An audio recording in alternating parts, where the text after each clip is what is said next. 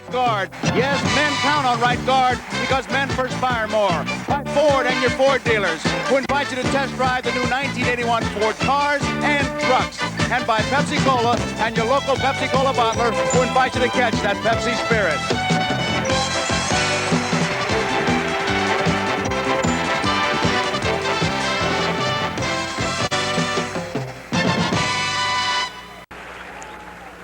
Royal Stadium, a part of the Harry S. Truman Sports Complex in Kansas City on a beautiful night. Temperature some 59 degrees, and these Kansas City fans, they have been waiting, and they're ready for their ball club.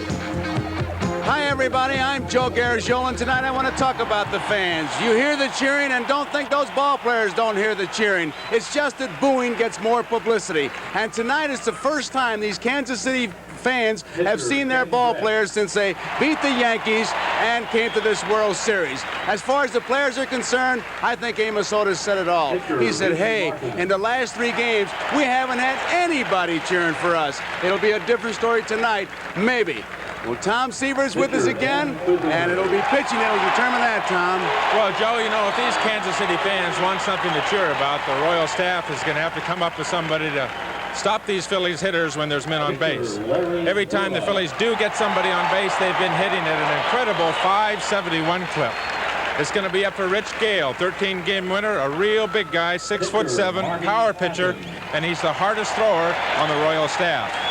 For the Phillies, it's going to be a veteran, Dick Ruthven, 17-game winner, who over the winter had elbow surgery and came back to have a very consistent year. As a matter of fact, since the All-Star game, he's been at least the most consistent pitcher on the Phillies staff. So tonight, 2 right-handers, Rich Gale for the Royals and Dick Ruthven for the Phillies. Tony Kubek, your thoughts? All right, Tom, in games 1 and 2, Philadelphia played the kind of baseball that put them in this World Series. Kansas City really simply did not. Kansas City had opportunities, did not take advantage of them. I do think, however, the Royals will win at least 2 of the next 3 ball games for several reasons. They have tailored this team for this big ballpark. It seems obvious, maybe an oversimplification, but when you bat last, as you do at home, you can make up for a lot of mistakes you made the first few innings. But the most important one, I think, will be that this team has better power and more speed that they use very well against right-handed pitching. The Phillies are scheduling 3 right-handed pitching the next 3 ball games. That's important for the Royals, I think. But, Joe, some very important numbers, I believe, for the Phillies. Of the last 29 ball games they've played on the road, they've won 23. So they don't mind playing on the road at all. But, you know, to put it in focus, Kansas City's still trailing 2-0. I talked to my favorite philosopher, Yogi Berra, and again he put it in focus. It was an old line, but he said for Kansas City, it got late very early. And now let's go to the PA announcer and listen to the introductions. And now let's meet tonight's starting lineup for the Phillies. Here's the Phillies manager, Dallas Green.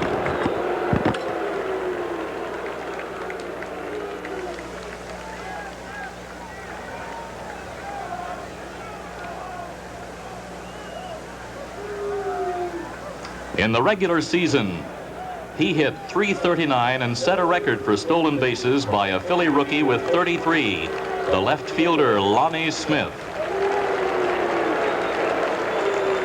He holds the major league record with 10 200-hit seasons, the first baseman Pete Rose.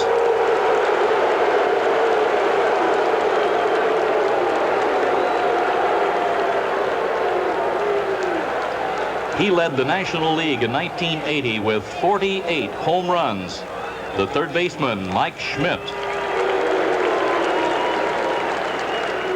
He set personal records with 33 doubles and 87 RBIs in 1980. Here's the right fielder, Bake McBride.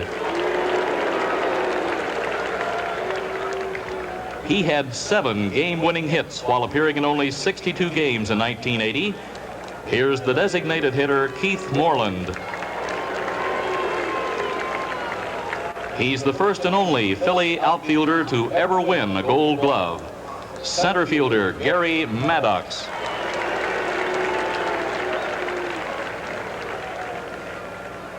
Voted the most valuable player of the National League Championship Series. Here's the Phillies' second baseman, Manny Trio. He went into 1980 with the highest lifetime fielding percentage by any shortstop in the history of Major League Baseball. Here's shortstop Larry Boa. Here's a three-time National League All-Star, the catcher Bob Boone.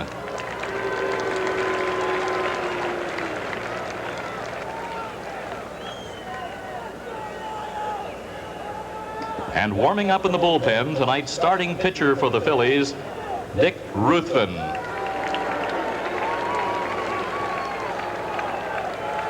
And now, let's meet the starting lineup for the 1980 American League champions, your Kansas City Royals.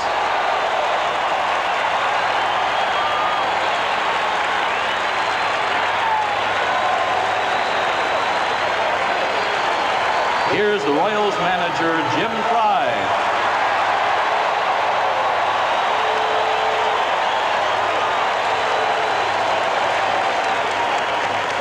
In 1980, he became only the second player in the history of baseball to record 100 or more hits from both sides of the plate.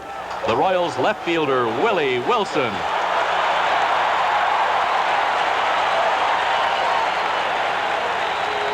Winner of 3 Gold Gloves. He was the most valuable player in the American League Championship Series. Here's Kansas City's own Frank White.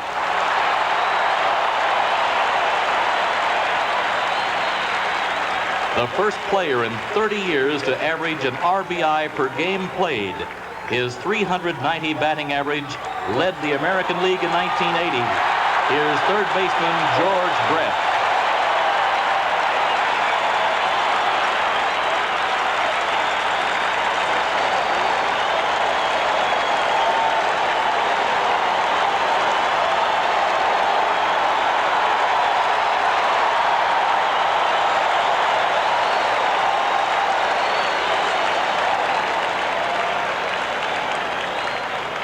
Tuesday night, he became only the third player in history to hit 2 home runs in the opening game of the World Series. The first baseman, Willie Aikens.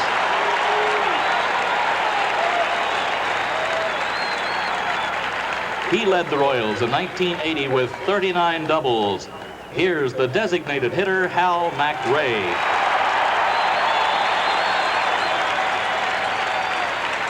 He has won 3 Gold Gloves and is a 5-time All-Star selection. Here's the center fielder, Amos Otis.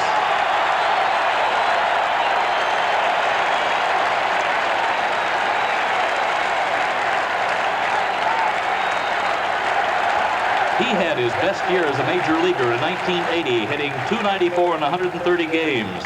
Here's the right fielder, Clint Hurdle.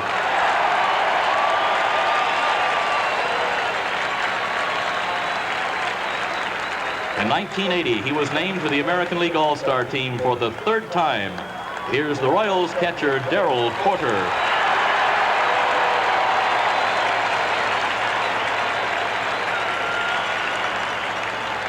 He hit .364 in the American League Championship Series. Here's the shortstop, U.L. Washington.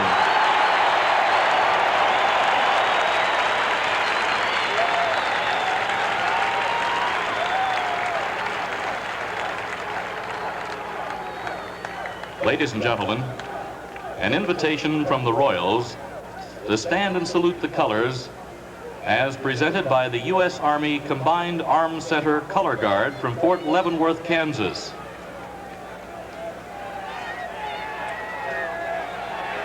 Rich Gale out warming in the bullpen for the Kansas City Royals, being watched by pitching coach Billy Connors.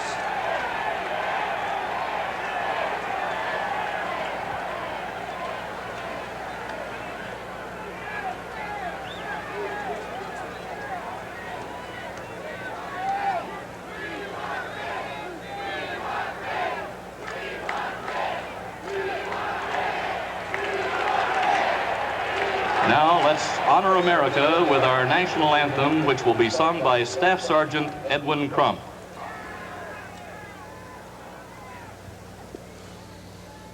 Oh, say, can you see by the dawn's early light what so proudly we hailed at the twilight's last gleaming, whose broad stripes and bright stars through the perilous fight o'er the ramparts we watched were so gallantly streaming. And the rocket's red glare, the bombs bursting in air, gave proof through the night that our flag was still there. Oh, say does that star-spangled banner yet wave o'er the land of the free and the home of the brave.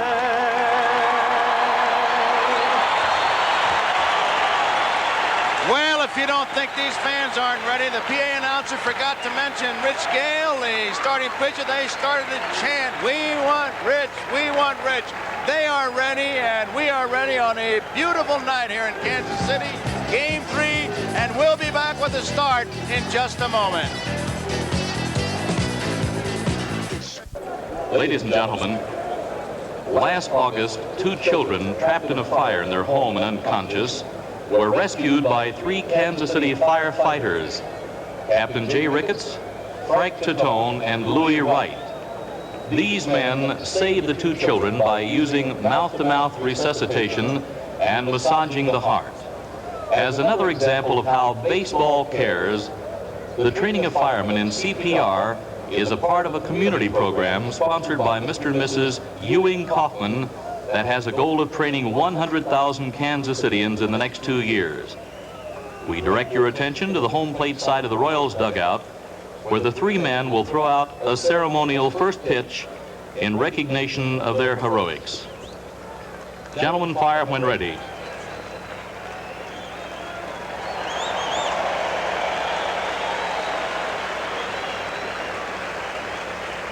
A tremendous story. The 3 brave firemen. And now, though, listen to the roar for the Kansas City Royals.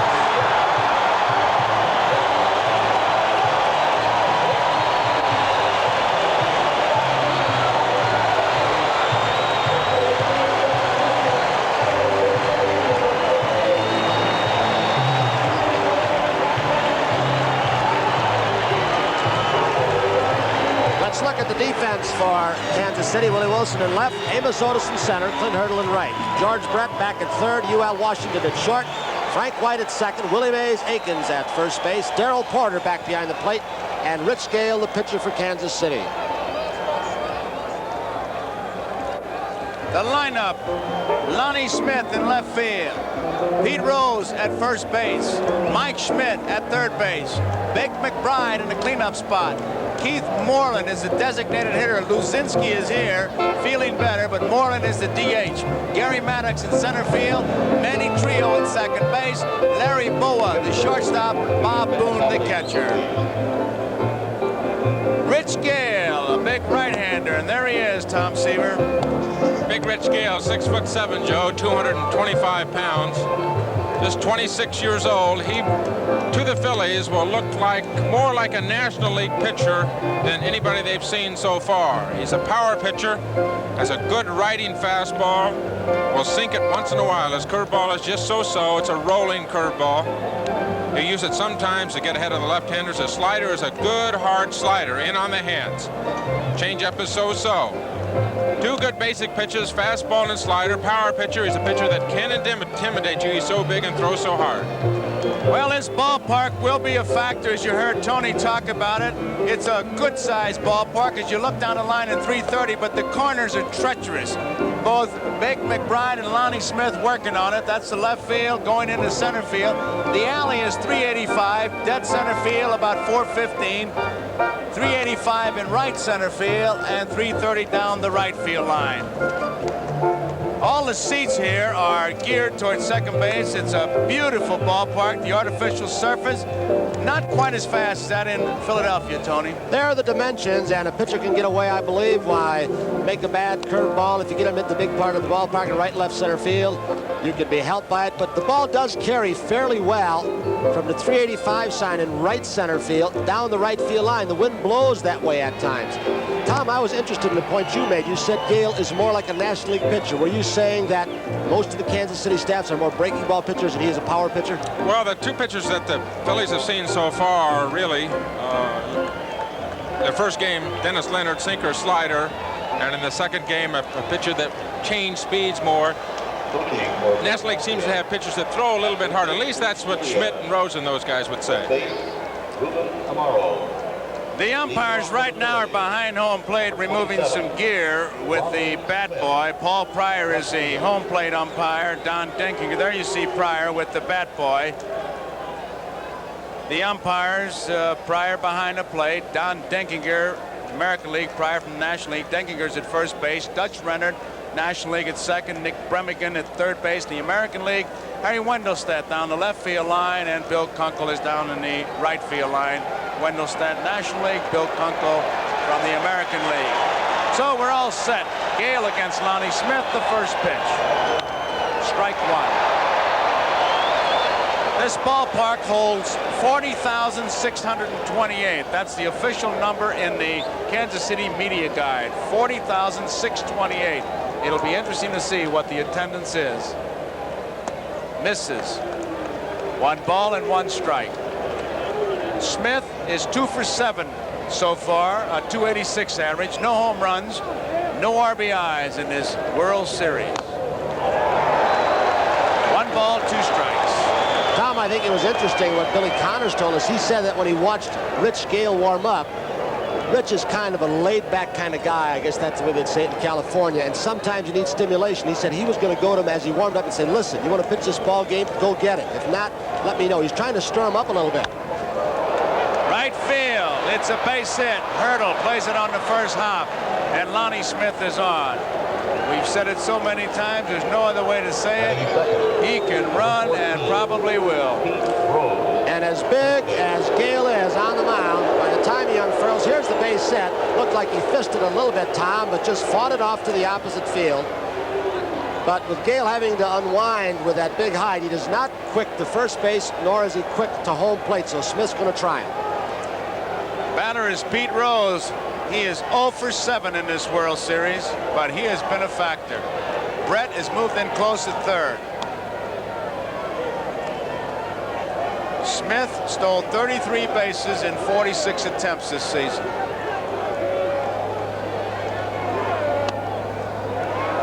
Inside, ball 1. Ball game just underway, no score. A leadoff single by Smith, ball 1 to Rose.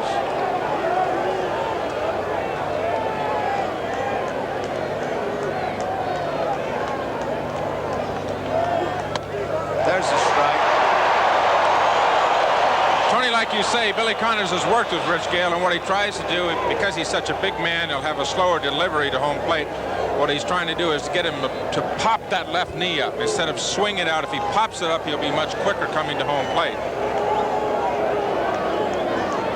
1 ball and 1 strike, nobody out.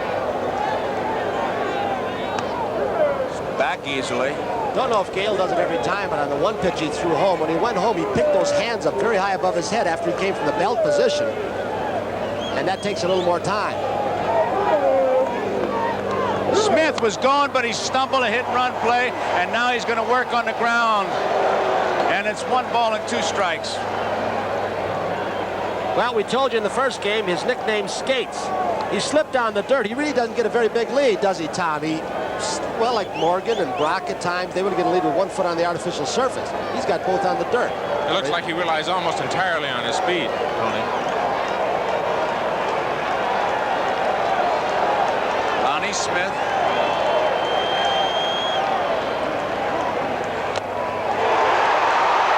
Strike 3. A foul tip. Rose is out.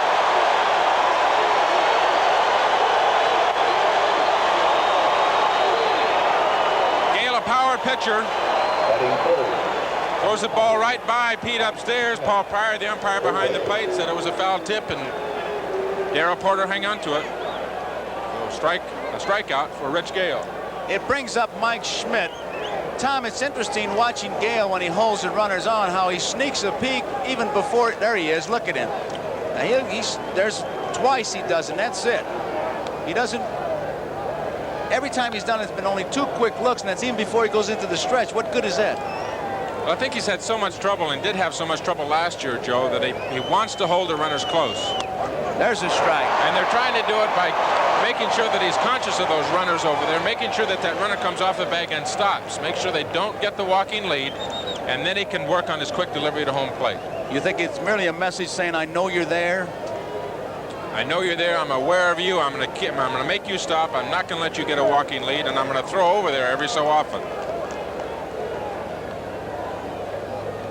He started to go, stumble, and somebody from the bench, you can hear it on that great microphone, there he goes, which is what a catcher likes to hear, but he spins it. He better put some chains or something on over there. If he can ever keep his feet on the ground, Tony, I think he's got a chance to try for a stolen base. I don't know if he's deking on that one or not, but he sure hasn't been able to keep his footing, has he? 1 ball, 1 strike, 1 out. 2-1. Now here's manager's delight, but you got a big power hitter up there. What do you do?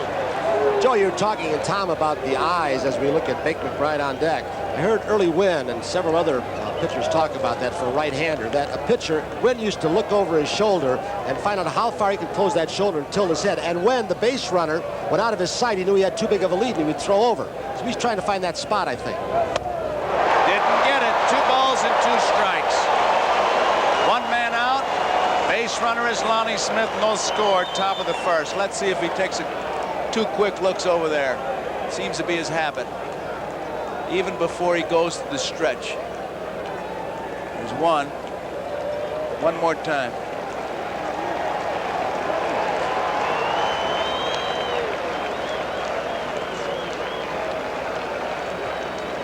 Last pitch that Schmidt swung at was up high. It's interesting with the National League umpire back there prior. If they laid off that pitch, it probably would be a ball, but he's thrown pretty hard. 3-2. You talk about early situations. Here's one now. I would think it would be a strikeout, throw him out, and you don't be out of the inning. If he gets a base hit, you're 1st and 3rd with 1 out. So on 1 pitch, you're riding a pretty crucial situation. 1, 2.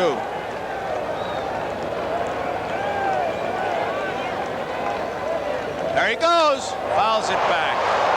He didn't have a good jump at all. It was more of a hit-and-run situation than anything else. If he strikes him out, he's out with any kind of a throw. What they're trying to do with Gale, and you were talking about the 2 looks over, Joe, that he's taken almost every time. They want him to look over twice so that they make sure that the base runner has stopped. So he's not getting a walking lead. If he looks over once and the guy keeps on walking off like that, he can take off and have his momentum going towards second. So they want him to stop that man and freeze him. He does it very early. There's 1 look.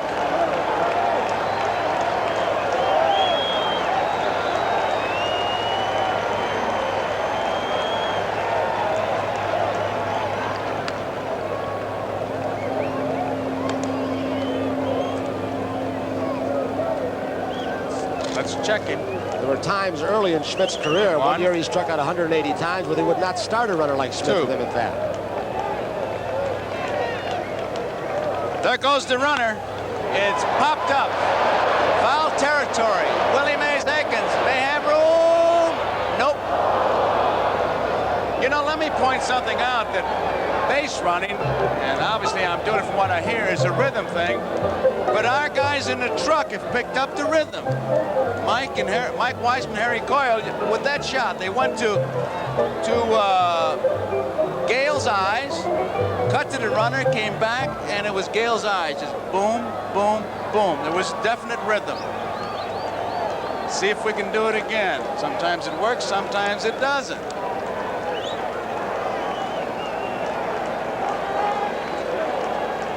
One thing, Joe, that Gale has done here, he's let Mike Schmidt swing in a 2-1 pitch, and now he's thrown 2 3-2 pitches to him. Very difficult to pitch to a power hitter like this when you give him that advantage. There he goes. He stumbled, but it's ball 4, and they would have had him trapped. Lonnie Smith stopped between first and second. He has slipped every time he's tried to start. Every single time has, I don't know what kind of shoes he's using. Many players do not use cleats on this. They use the rubber kind of spikes. Watch his foot. He's done that how many times? And just this at bat by Schmidt, about a half a dozen. Every time he's been over there. He better go back and do what Morgan did in the championship series. Put on a different pair of shoes when he runs. There he is again.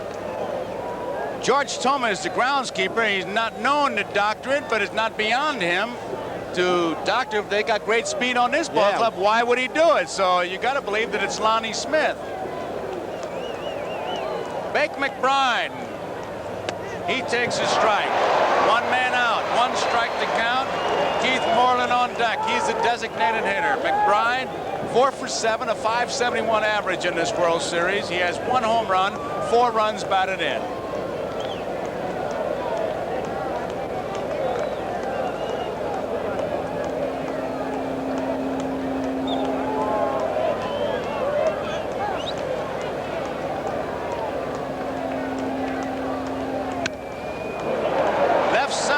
Willie Wilson says, I'll take it. Smith is tagging up at second base.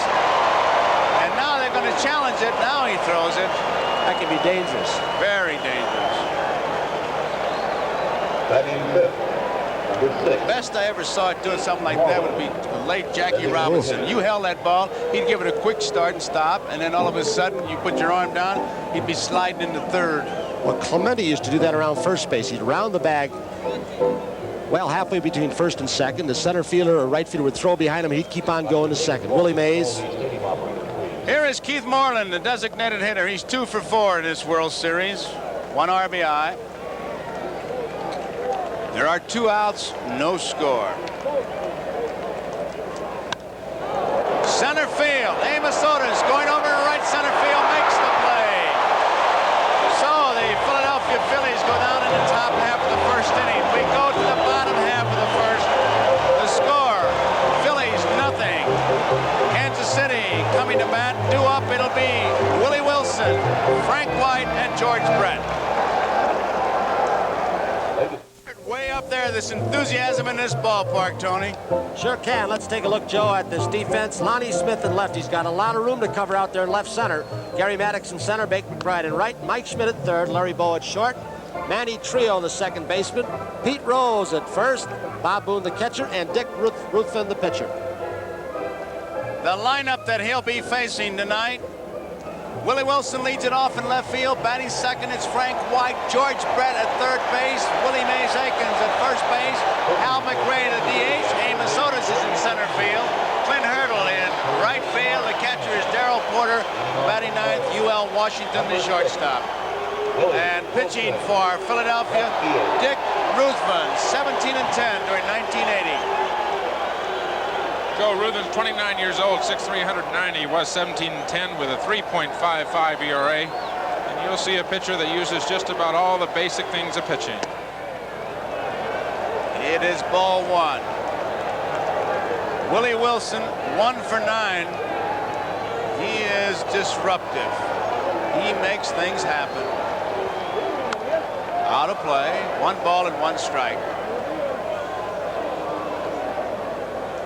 You may be in for an exciting sight if he has a chance for an inside-the-park home run. We were lucky to see 2 of them in this ballpark, and it is some race. Wilson against the ball. 2 balls and 1 strike. He tied for the league lead in triples with 15. Griffin of Toronto was the other man.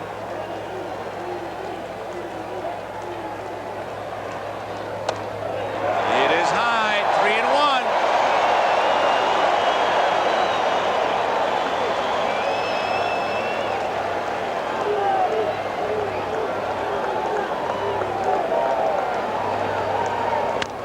High chopper, Trio, short hop. He's got it. 1 out. Dick Ruthven. As we look at Trio, who gets the first assist.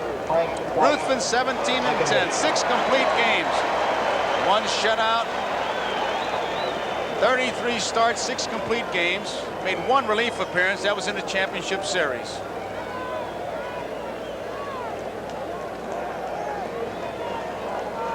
One man out, Frank White, who is 2 for 8, a 250 average. No home runs, no runs batted in.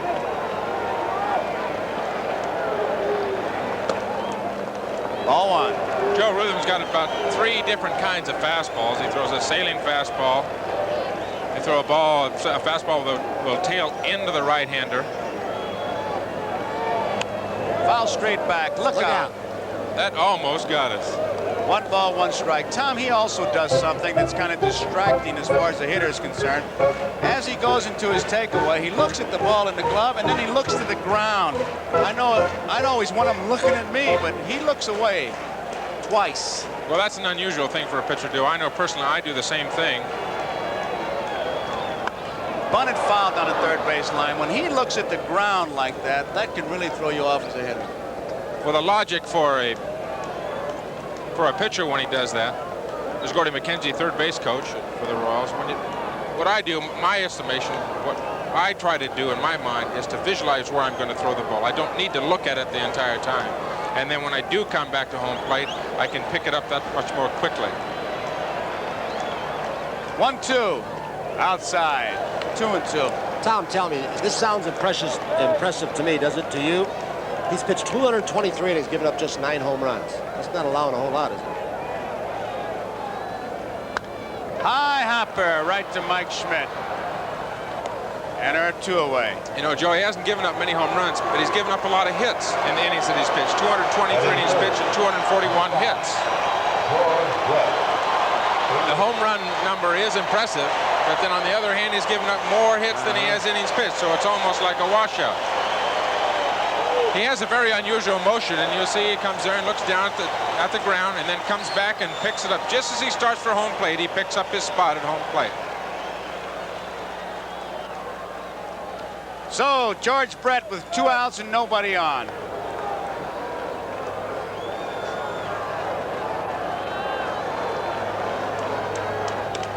Slow, ball 1. Hope you saw the interview with Bryant Gumbel in our pregame show where Brett talked about his problem. I tell you, he is so tired of it, just talking about it, and he, around the batting cage, he was just joking about it as he said in the pregame show. There's a strike, 1-1, and everybody asked me, he said, listen, it's all behind me. It's all behind me. That's all he kept saying. Does this defensive alignment in the outfield, when we get a chance to show you, look a little different than in Philadelphia? They're playing him a little bit more to pull, I believe. Maddox in right center. That may mean they would go to more off-speed stuff to him, hit to that big part of the ballpark. Well hit. This ball may be out of here. It is 1-0. Listen to this crowd.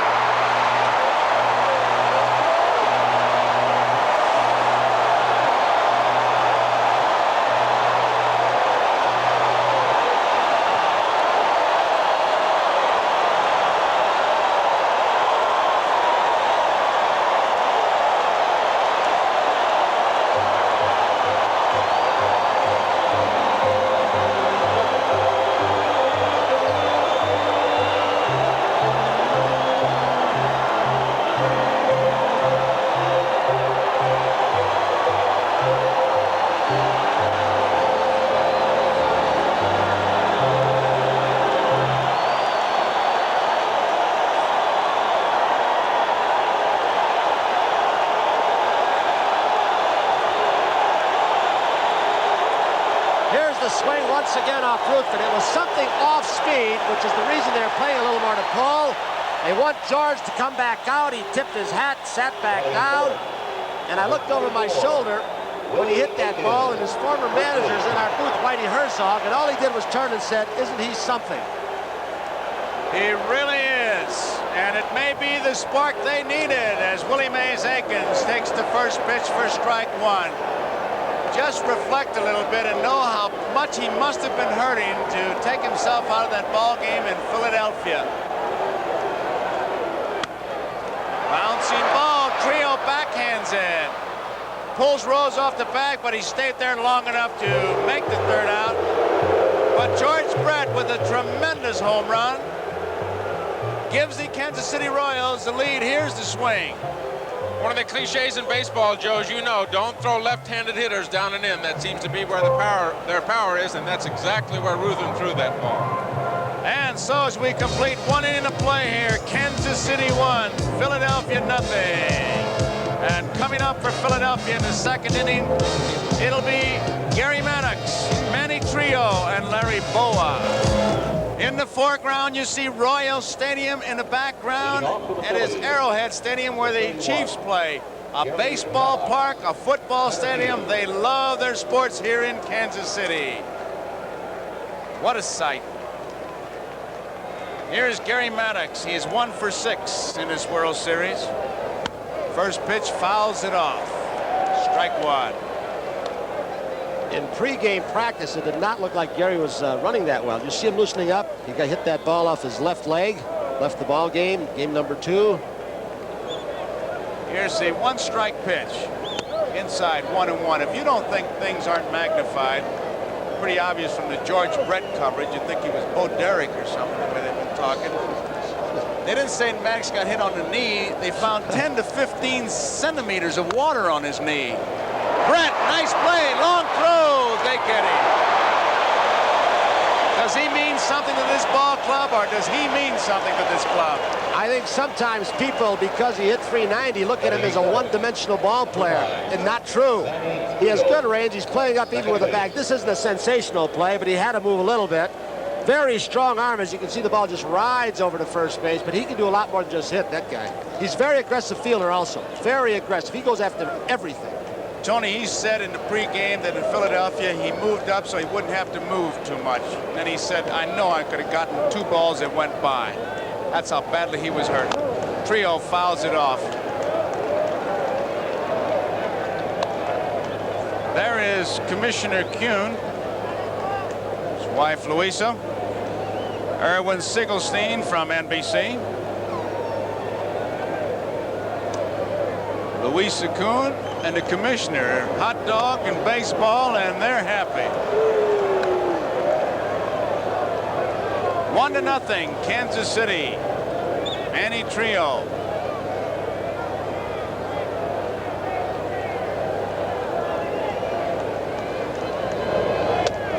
That was a pretty good fastball right there. I don't know how fast it was, but it sounded fast.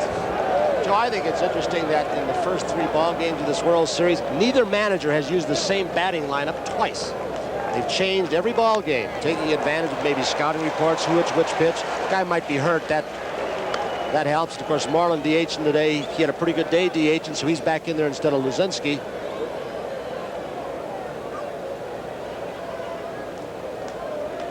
Trio regrouping. Gale. 2 balls, 2 strikes, 1 out, 1-0. Second inning, Kansas City leading. Up the middle, off his foot. Willie Aikens went to the bag. I think Frank White was expecting him Aikens to go get the ball, but Willie was going to cover the bag, so it's a base hit for Trio. That was I don't think he knew where it was. As soon as the ball is hit, the first baseman's job is to get to the bag. He took his eyes off the ball. It hits him on the left ankle or left foot. Aikens' back was to the ball. Had he caught it, he wouldn't have had anybody anyway because Gale wasn't covering. Here it is again, Tom. He's not rated as an outstanding fielder, Rich Gale. It wouldn't have made any difference. There's Manny Trio beating out that single. If he had to be an outstanding fielder, he'd have never caught that ball. Manny hit that ball right on the button. So, with 1 out, base runner at first, here's Larry Boa. He's 2 for 7. Base hit in the right field. Trio is rounding second. He'll hold up. Hurdle fires it back in. Look out. Brett behind UL Washington. So it's first and second. 1 man out, and the batter is Bob Boone. And then we go to the top of the order. Lonnie Smith on deck. Rich Gale on that throw from Hurdle. Fortunately, Brett did leave the bag because when UL Washington tipped it, Gale was not behind third base backing up the play. He was very slowly getting over. In this World Series, Boone has the highest batting average, both clubs hitting at 600. He has 2 doubles. On base percentage of .714.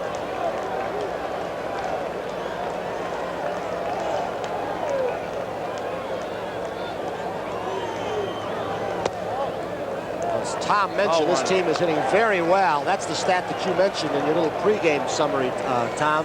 .571 with men on base. You know, Tony, they've done it against the 3 best Kansas City pitchers, too. Leonard and Gura and Quisenberry. That's the thing that impresses me about the Phillies so far. 2 balls, no strikes. The bullpen for the Royals starts going immediately.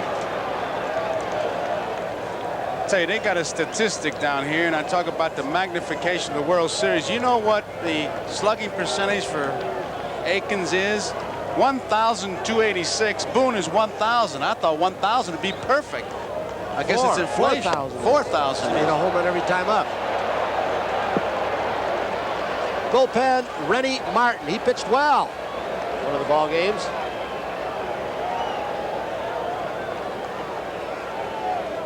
Where in the world did that shot come from? You got a helicopter up above it? 3 balls, no strikes.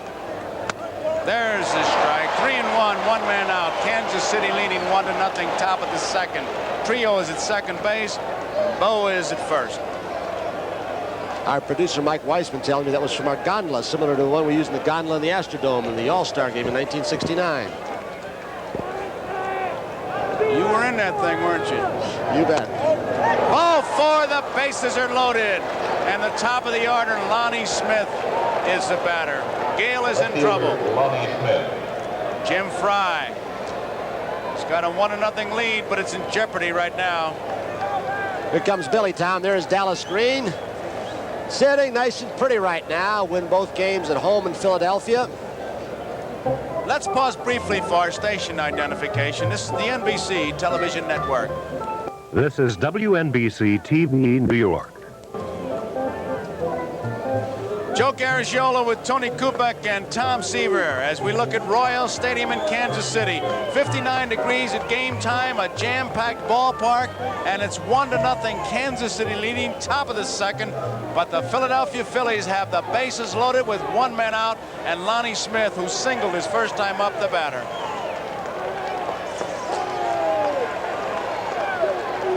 He is tough to double up. He better hit it right on the button, right at somebody. Strike 1.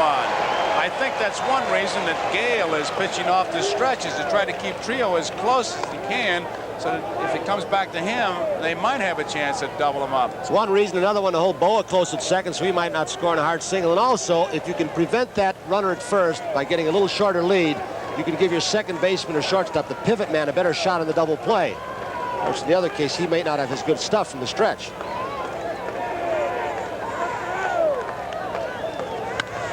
Right back to Gale. He don't know where to go. He missed home plate. He just pulled a rock. That was a bad play by Gale, and it's a lack of anticipation on his part, Tom. He should have had in his mind, and he could go to the plate. No question about it, Joe. What he's got to do is know beforehand when a play like that happens where he's going to go. The ball hit hard back to him. He's either going to go to home or he's going to go to second. He picks up the ball. Evidently was going to go to second if the ball, to try for the double play, if the ball was hit to him. Well, Tom, after he missed it, he's got to go home. He's got to get the 1 out at home right there. Even if he catches, he's got to go home. He's got to come home. He's got to come home. The catcher tells him every time, ball hit back to you, throw it to me. I felt certain that's why he was pitching off the stretch, so he could cut Trio's lead, and then he blew it. Here's Pete Rose. Without doubt, his play was at home plate. He had no other place to go other than home. Even if he caught the ball, he should have been going home. One ball, no strikes. Dennis Leonard in game number 1 lost his composure when he had a 4-0 lead. When Boa stole him, and Gale loses his composure. They're a young ball club with very little World Series experience. It's high. But I don't know if it's World Series. They played 162 games in the championship series, so I You don't think this is different than anything else? It's different, no question about it, Tony, but I don't think you can rely on World Series experience. You got to have some reflex action. Plus, he hasn't pitched in a couple of weeks. Almost 2 weeks since Gale's been out in the mound. He wasn't in that championship series. October 5th was the last day he pitched. Well, maybe they did have to introduce him to the mound, give him a road map. 2-0 pitch. It is low, 3-0. Of course, these Philadelphia Phillies, the flow of the game, the whole series has been Kansas City gets the lead, and Philadelphia says, well, I guess we better tie them. And it makes no difference if it's 1 run or 4 runs. They play from behind. They've won the first 2 games coming from behind. 3-0 pitch. Strike.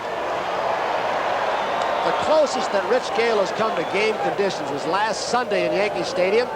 There's Greg Lazinski, the bull with the glasses on at Dallas Green. There's Jim Frey, but he pitched a simulated game in Yankee Stadium, Gale did, on last Sunday for 35 minutes. Pitched some, threw so many pitches, sat down, then back up. It's not the same, though, is it, Tom? Not the same as facing somebody under game situations, Tony. And this boy, Rich Gale, has lost a little bit of concentration on the mound. Jim Frey in the Royal dugout. He's gotten a visit from Billy Connors already. Kenny Brett came over to visit him once already. Now Darrell Porter has gone to the mound to give Gale another visit. 3 visits in 1 inning. They wanted him to keep his feet on the ground. He's not throwing badly. He's throwing hard. He's throwing good enough to get out of the inning, but he went right behind Pete Rose, 3-0. Got a strike, walked him. Bases are now loaded. Major League's leading home run hitter at the plate. Situation you certainly don't want to get into. Mike Schmidt, 2 outs, bases loaded. Bake McBride, the on-deck batter. 1-1. We're tied, top of the 2nd. Schmidt walked his first time up. He's pitching off the stretch, and now Boa really getting a lead. Brett was way back there. Now that's pulled him in a couple steps. Wouldn't expect Boa to be trying anything with his big hitter up there. Fastball is low, ball 1. There's the defense. Deep. They give him both lines fairly well and kind of bunch him, just a shade in the alleys in the outfield.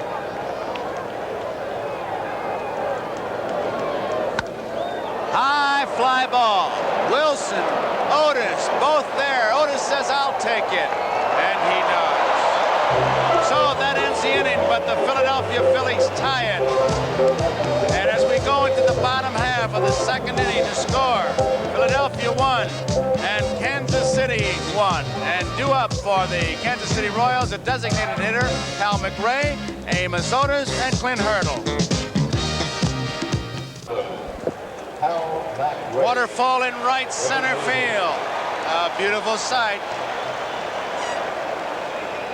We get set for the bottom half of the 2nd inning here. It's a 1-1 ball game, and Hal McRae, the designated hitter. Today was Hal McRae Day in Avon Park, Florida. He's had a good World Series so far, 4 for 7, a .571 batting average. 1 strike.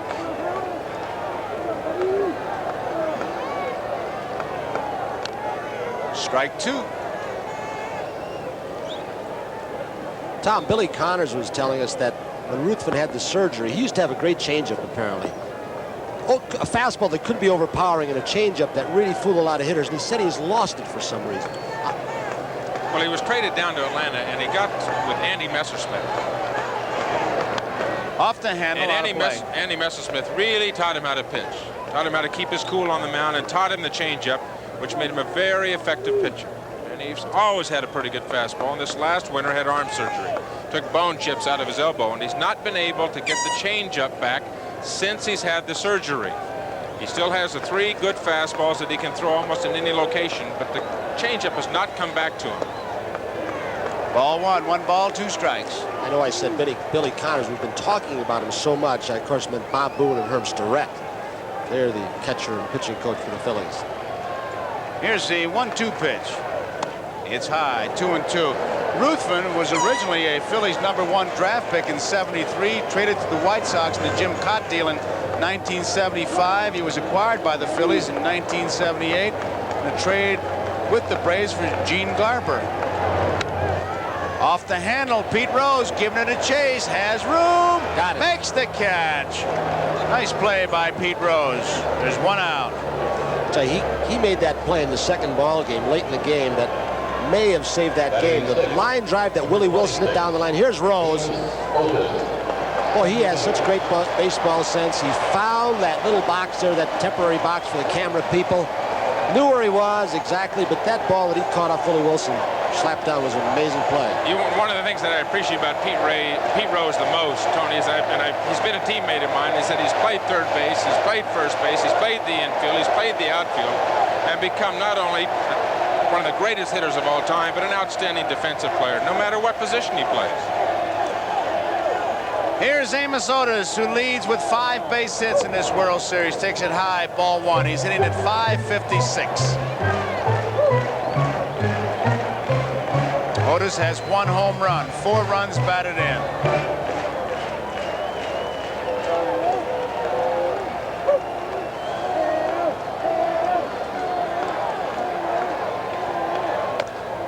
High, 2 balls, no strikes. You better bet that's a Kansas City Royals fan. Don't know if it's one of the Royals' children. He's counting the pitches for Tom Seaver, Paul Moskow up here. Throwing 42 curveball. He's having a good time.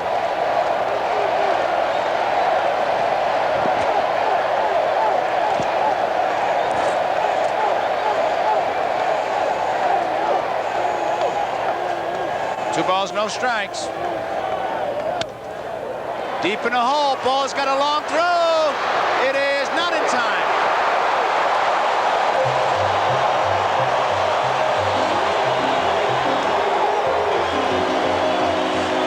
Tough play for Larry Moe. He was playing so deep, he had to backtrack. He had the ball in time enough, not a good jump out of the box, but you can see that his arm has gone downhill the last couple of years. He would have taken that ball a couple of years ago and rifled it there. One of the strongest, most accurate arms of any shortstop. He's lost. He plants that foot, Tom, but he just can't get anything on it anymore. I was talking to Larry in Philadelphia, and he said that he had tried to get away out of the way of Dave Parker. The last series they played against the Pirates and re-injured his rib cage, and it certainly may still be sore on him.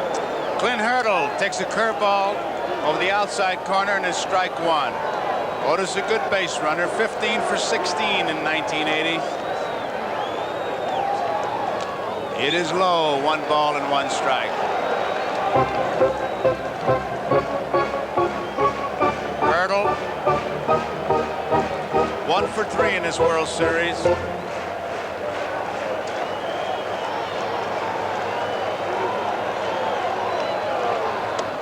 Two balls and a strike.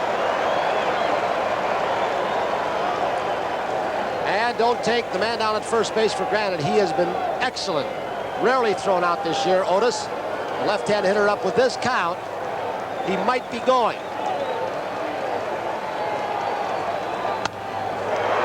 Boa, nice play, 1. That's all they'll get. Boa took a base hit away from Clint Hurdle. And of course, Hurdle lost the base hit because of the base runner Otis. Boa had to play at second, so there are 2 away. Brings up Darrell Porter with UL Washington on deck. You know, Boa he's had outstanding statistics as far as fielding. I read a stat of an 11-year career before this year. He'd had almost 8,000 chances and made only 128 errors. And how can you handle that many balls and only miscue on that few? About 10 errors a season. You don't think that synthetic turf has anything to do with it? Oh, but he played his first year or 2 in the old ballpark in dirt and grass. There's his strike to Darrell Porter. He is 0 for 3 so far. 2 men out, 1-1 the score. Bottom of the second.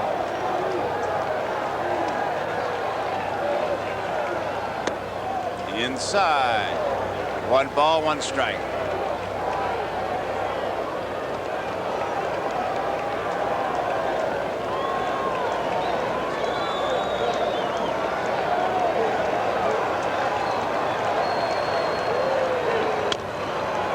Bouncer. Boa should have no problem. Steps on the bag to force on Hurdle.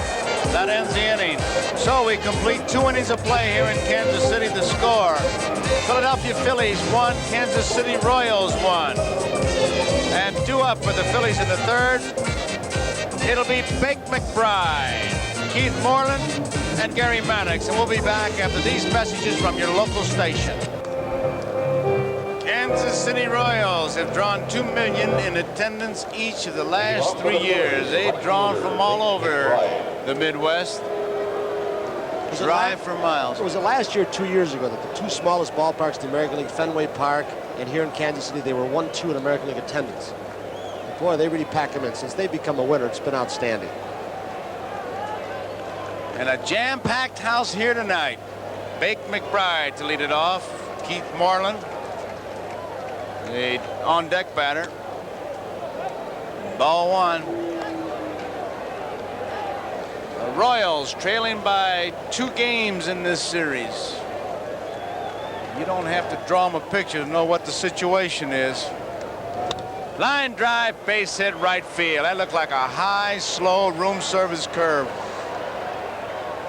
That is probably his 4th best pitch. Billy Connors had he's gotten to trying to throw a little bit, but not for a strike. He has thrown 2 of those to Reggie Jackson, and Reggie has hit both of them for home runs. Here it is again. Change up that high in the strike zone, and he doesn't have very good motion, I don't think. It's hard to tell motion from up here, I know, but he kind of slows his delivery. He does. Tony slows motion down. He got that in a horrible spot. He's lucky it stayed in the ballpark. Here's Keith Moreland.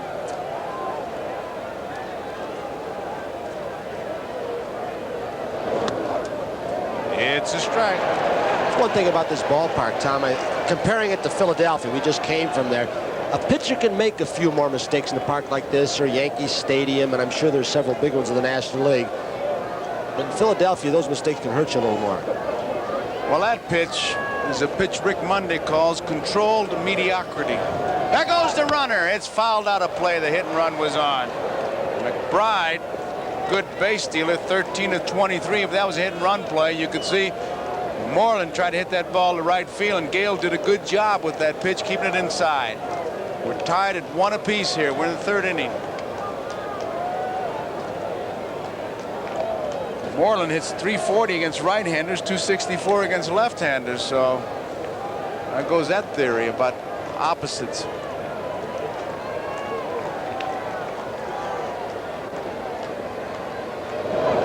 Inside, 1 ball, 2 strikes. This is one of the kids, Keith Moreland, who really helped his Phillies ball club. Dallas Green knew he had to start getting new blood in it, so he got Moreland, who did very well, won some games.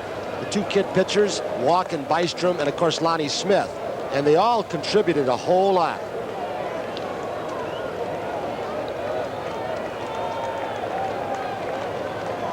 Big lead by McBride.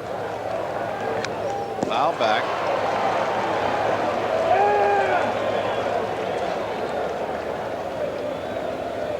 Moreland had 7 game-winning hits, and he only appeared in 62 games. Every time he gets one, if it's not a line drive, he says, well, it didn't look too purty, but it was very effective. There are the eyes again as we look at McBride getting the lead.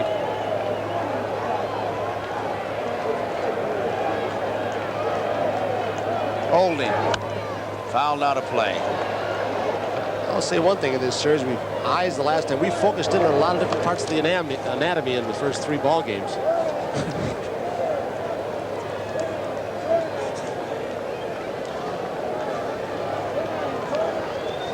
If you're like me, I'm looking right at that inset. There's 1 look, there's the runner, and there's the 2nd look. A 3rd look.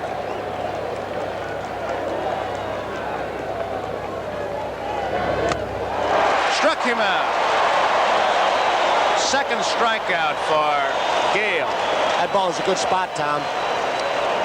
He finally got one in a good spot, Tony. He's been getting behind, and he's thrown just into the 3rd inning here. He's thrown 47 pitches now, and of those 47 pitches, 37 of them have been fastballs. And if you don't think that those hitters on that bench aren't sitting on fastballs, they know exactly what that pitcher's doing out there.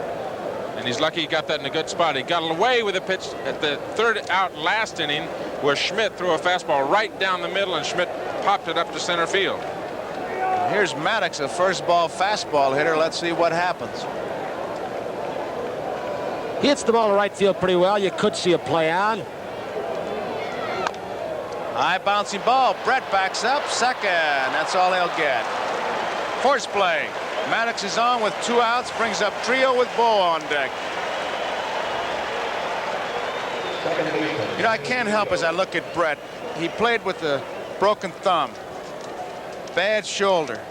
What tremendous pain he must have been in to take himself out. He had a badly bruised heel earlier, and then he had some strained ligaments in his ankle, and he came back too soon. He's really a throwback, referred to as a hard-nosed player. So I'm telling you, you really have to admire him. And even hurting that badly, he had 2 base hits and a walk. He'd get out of his sick bed and hit a line drive. which he did tonight, home run.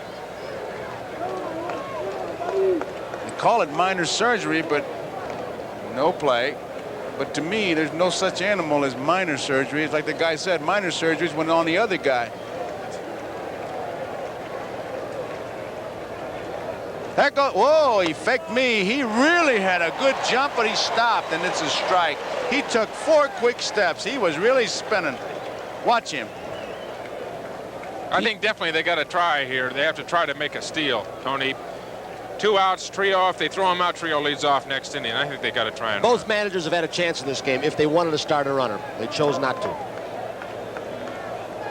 It's holding. Line drive, right field line. It is a fair ball. Hurdle charging.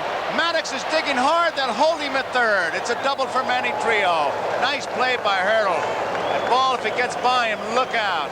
You bet, and that's one of the advantages of knowing your home ballpark. You talked earlier about the 2 guys, Lonnie Smith, Lazinski, and that going in the left and right field corners to play those walls and those caroms. Hurdle played it perfectly, didn't he? Didn't waste 1 split second getting it back in. So it's second and third, 2 outs. First base is open. Boa is the hitter. Boone is the on-deck man. We're tied at 1 apiece. Tom, this could be a situation where you would pitch around him. I mean, widen your zone. I don't think I would here, Joe. Not as hot as Boone's been. Not as hot as Booney has been.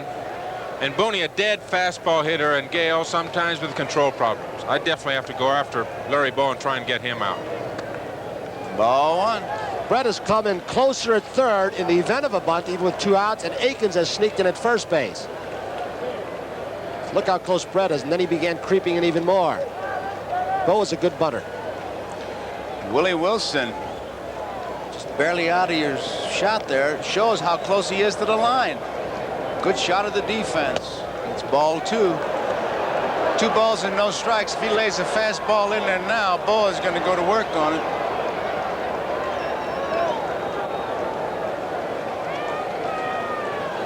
Bowa, a line drive type hitter.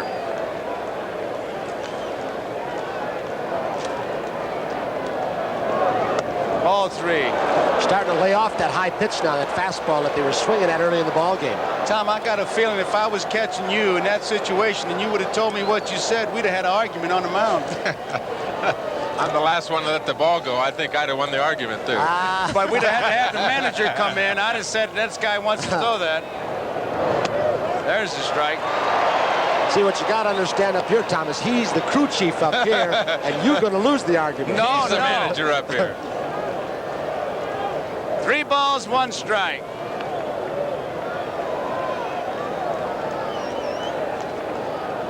Two outs. Foul ball. Brett near the stands, can't get it. He tried to climb into the stands. How do you like that? That's George. And he said he learned this style of baseball from Hal McRae. He said, I did not know how to play the game until McRae came over and showed me how to take out runners and dive for balls and slide hard. Look at Brett go. He might have had it if not for the temporary seats for the still cameras. You know, Tony, the philosophy of baseball you're talking about, George Brett, he learned it from Hal McRae, and you know who Hal McRae's teammate was when Hal was at Cincinnati. Of course, the other guy in the other dugout who plays the same kind of baseball as George Brett, Pete Rose. 3 balls, 2 strikes, 2 outs.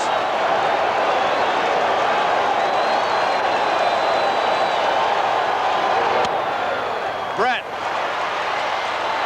in time. So Philadelphia goes down in the top of the third. We go to the bottom half of the third inning with the score. The Philadelphia Phillies 1, Kansas City Royals 1. And due up for Kansas City, it'll be UL Washington, Willie Wilson, and Frank White. More Royals fans here in Kansas City. We'll show you head-on what Brett looked like when he tried to go into the seats for Larry Bowa's pop-up in foul territory. Bowa then grounded out.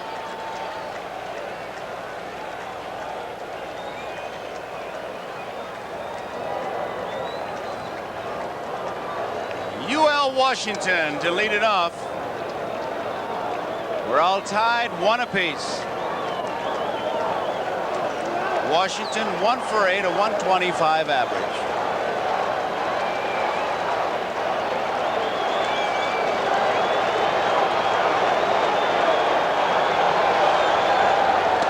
Ball 1.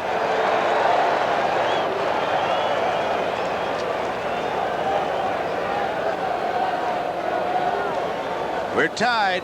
Phillies 1, Kansas City 1. Bottom of the 3rd.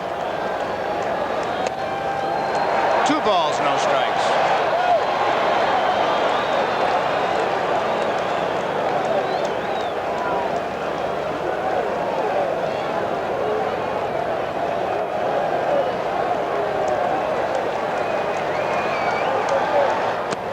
Strike. 2 balls and a strike.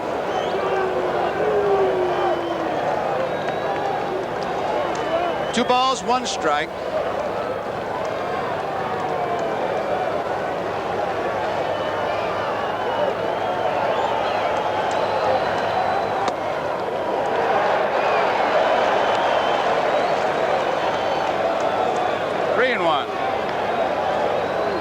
They really play UL Washington very shallow over toward the left field line. Outfield, look at the defense. Big hole, that's Gary Maddox, way left center. Big hole and kind of right center, but especially look at the right field line. Strike. 3-2, full count now.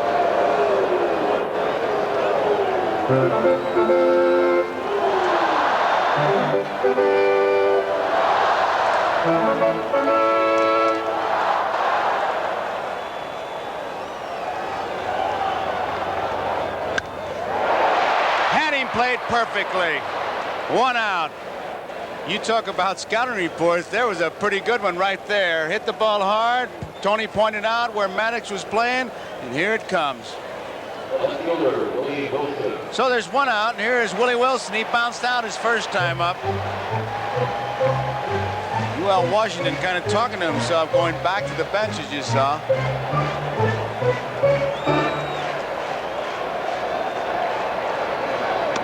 There's a strike. Maddox playing him in the same spot.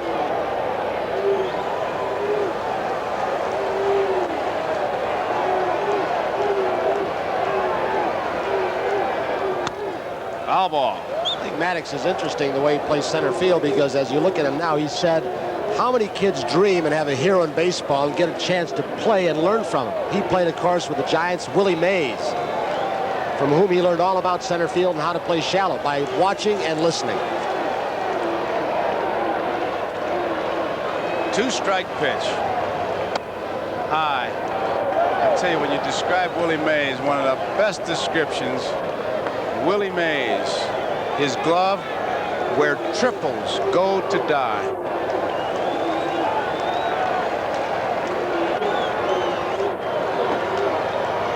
Curveball inside. 2 balls, 2 strikes, 1 out. 1-1, bottom of the 3rd.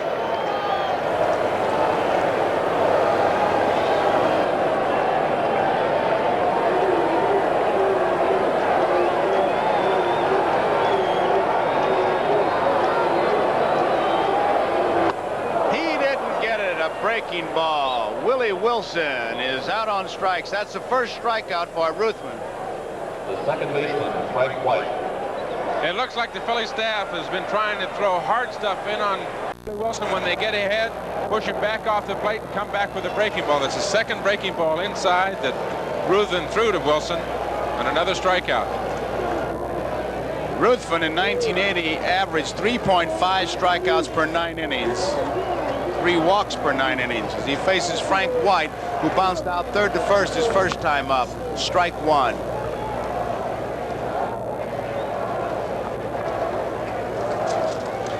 There is Frank's wife, Gladys White. The little guy was really munching. Mike Schmidt has it in time. So it's 3 up and 3 down for the Kansas City Royals. And as we complete 3 innings of play here, the score, we are tied. Philadelphia 1 and Kansas City 1. It will be Bob Boone, Lonnie Smith, and Pete Rose. Bob Boone, the scheduled hitter for the Phillies. This 1-1 ball game. Bob's father played in the World Series in '48. We asked him how his dad feels about this. Well, I know it's something that he always wanted to play in a World Series. I know he's very excited and happy for me that I've had the opportunity to play in a World Series. We didn't verbalize it in our conversation, but I could tell that he was very excited that I did have the opportunity to play in a World Series. Bob Boone talking about his dad, Ray Boone. And I think his father's back in Philadelphia babysitting with Mom. Boy, could he hit? Was he an RBI man? Good man. I saw them both in Philadelphia. His wife Sue is here. Bob Boone's wife is here. What a great gal she is. There's the strike. The reason she's here is to watch the game, but she's also a television star. They had a tug of war between the Phillies wives and the Kansas City wives. Fastball is inside. And I tell you, it was quite a battle. You'll see it next Thursday night on Games People Play. And all of the husbands were out here rooting them on. Came out early. Larry Boy had quite a line about that. Ball gets by, although it's called a strike. 1 ball, 2 strikes. Boy, watching them in the tug of war, hollered to the wives, listen, this is like a doubleheader. You lose the first one, we'll win the second one. Of course, realizing what was most important. It's good. Next Thursday night, you'll see it. I'm not going to tell you who won. I know. But you'll have to watch it. You better not. 1 ball, 2 strikes. Bob Boone. Didn't mean to swing. Little excuse me. Coming down hard. Otis, he's there. 1 out. He doesn't get enough credit for the fine center fielder he's been down through the years for Kansas City. He's got a good arm, good speed. He plays deeper than Gary Maddox. He doesn't have quite the confidence going back on the ball, but you can see the range he's got coming in, so he doesn't fear that looper falling in. Amos Otis. 1 man out. Here is Lonnie Smith. He singled to open the ball game, and he hit the ball that drove in Manny Trio. Fouls it back, strike 1. He hit it back to Gale. Gale decided to go to first, got Smith, but Trio scored. A 1 run for Kansas City, a home run by Gorge Brett, his first time up. Philadelphia's had opportunities. Through the first 3 innings, they have stranded 7 base runners. They've had chances like Kansas City did in game 2. 1 ball and 1 strike.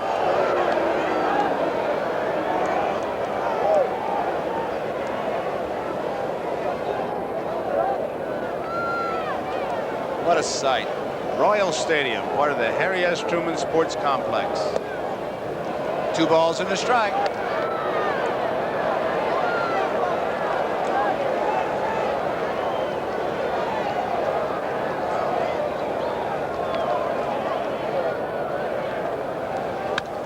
Right center field. Amos Otis is going back. He has room. He's got it. He had him played perfectly. He was there in right center field. He didn't expect him to pull, and he didn't.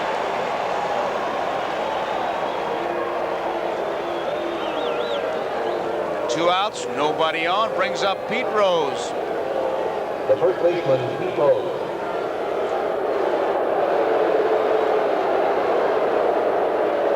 And there's young Petey Rose. Did you talk to him before the ball game? I said, hey, how's it feel to have your dad in another World Series? You know what he said? Wow. You'll win the MVP again. Got about as much confidence as Dad, doesn't he? Frank White over to first. 3 up, 3 down. Easy inning for Rich Gale and the Kansas City Royals. We go to the bottom half of the 4th inning. The score here, it's Philadelphia 1, the Royals 1. And 2 up for the Kansas City Royals. It'll be Gorge Brett, Willie Aikens, and Hal McRae. We'll be back after these messages.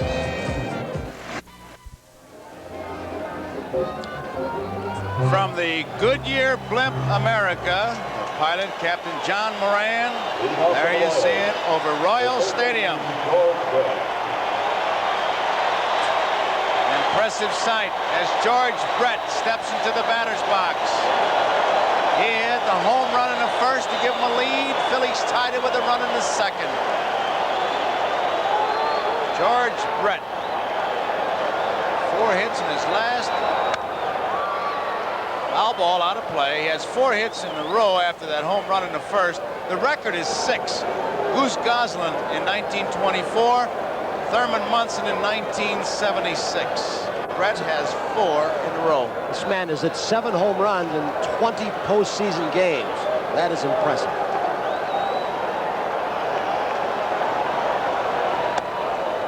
One ball, 1 strike. Jim Frey, can't say enough about him as manager. He said he could get good wood on an aspirin.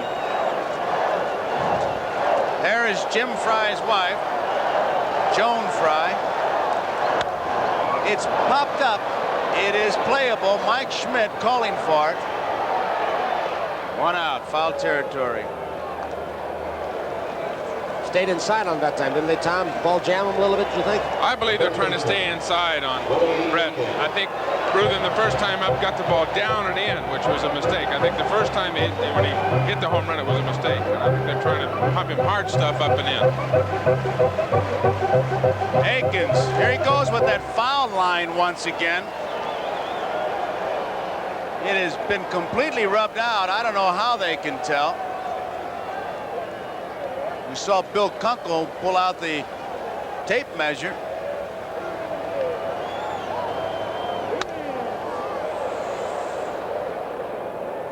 Fouled out of play, strike 1.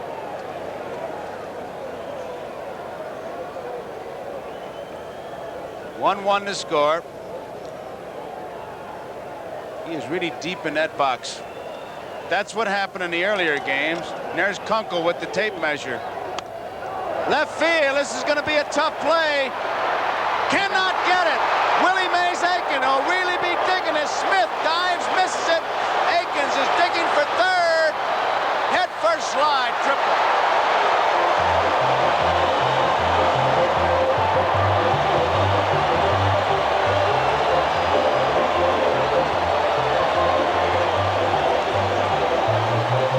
Aikens was really lumbering on this play.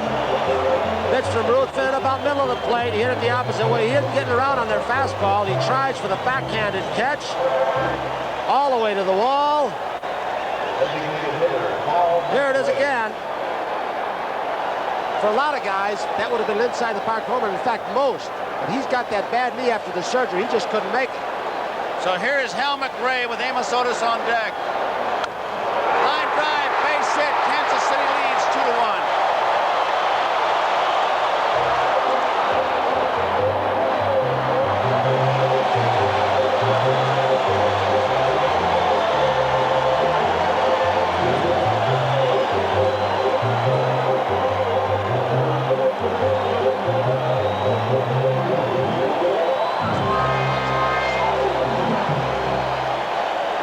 Drives into Ron Otis with Hurdle on deck. This Kansas City crowd, much like the Phillies crowd, they're rooting their ball club on. These Phillies have been coming from behind. These Kansas City Royals say, well, we're going to show you something, and listen to this crowd.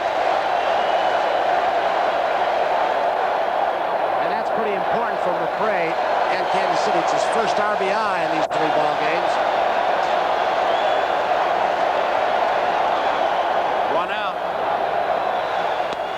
It is a strike. Aikens with that triple. He had 2 home runs in the first game. He has 12 total bases. 4 base hits. Some kind of production.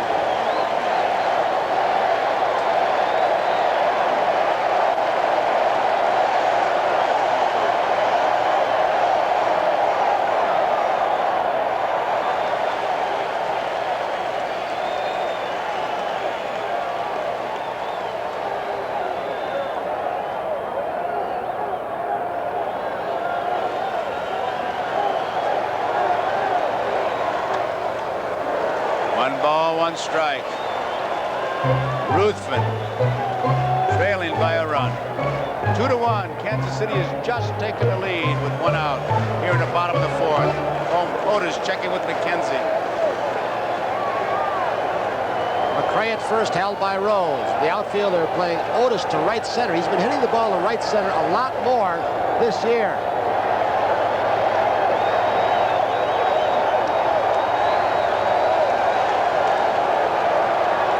Look at the gap in left center field. Maddox shallow once again toward right center. McBride right on down toward the line. He's got a big hole between Trio and Rose to shoot through.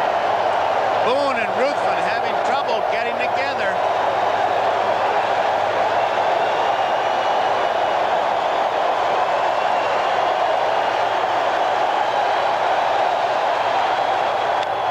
Foul ball. 1 ball, 2 strikes, 1 out. You know, Tony, one thing I'm surprised about in this game is that the two teams with pretty good speed have not done more running than they've done. They sat over there, they sat on first base, they've had opportunities, situations to utilize their speed. Both teams seem to be a little conservative. Both managers seem to have pulled back and are a little on the conservative side. Dallas Green, who talks like if the Phillies win it all, he will not be back as a field manager. 2 balls and 2 strikes. He just simply says, I do not choose to be a professional field manager. He did say if they make a few deals that he likes and the team strengthens in a certain area, he could be back. He was head of their player personnel department, bringing kids to the minor leagues. McRae's at first. Otis, 2 balls, 2 strikes. 2-1, Kansas City leading. No pitch. Time was called by the, well, it was the second base umpire, the home plate umpire, but both hands went up. There's Jimmy Frey. We got a little cat and mouse game going on between Amos Otis and Dick Ruthven now. They're playing a little bit of one-upmanship. I'm not in any hurry to get in the box. And Ruthven saying, if you're not in any hurry to get in the box, I'm not in any hurry to throw. And then Otis will step out. There goes the runner. High chopper. Trio's only play will be to first base. It is in time. He had the right man covering and had the right thought, Otis did. He had Trio covering, but Ruthven made the good pitch. Might have been a sinker ball down and in that Otis could not get to right field. He made a good pitch on this, Tom. Good pitch. He drove it right in the ground. And one of the things that still amazes me when you look at Manny Trio's arm. Look at that arm. Watch Otis go after this pitch. Well, I guess it was away. It wasn't down and in, but it sunk. May have taken something off it. But he did do a job by starting the runner. Prevented a double play. Here is Clint Hurdle. He had no force play his first time up. It's a strike.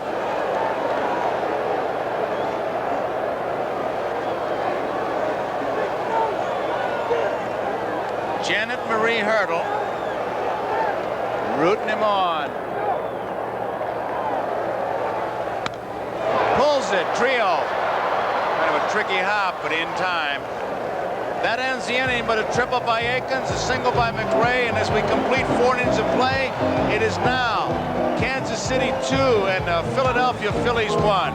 And coming up in the 5th inning, it'll be Mike Schmidt, Meg McBride, and Keith Moreland. And we'll be back after these messages from your local station. Garagiola, Tom Seaver, and Tony Kubek back in Royal Stadium with a very picturesque shot. We're in Kansas City for game number 3, the 1980 World Series. The Phillies have won the first 2. Now it'll be Rich Gale pitching to Schmidt, McBride, and Moreland. For the Royals, 2 runs on 4 hits and no errors. The Phillies thus far, 1 run, 5 hits and no errors. Schmidt walked in the first, and then with the bases loaded in the second, he flied high to left center field. One of those just missed pitch.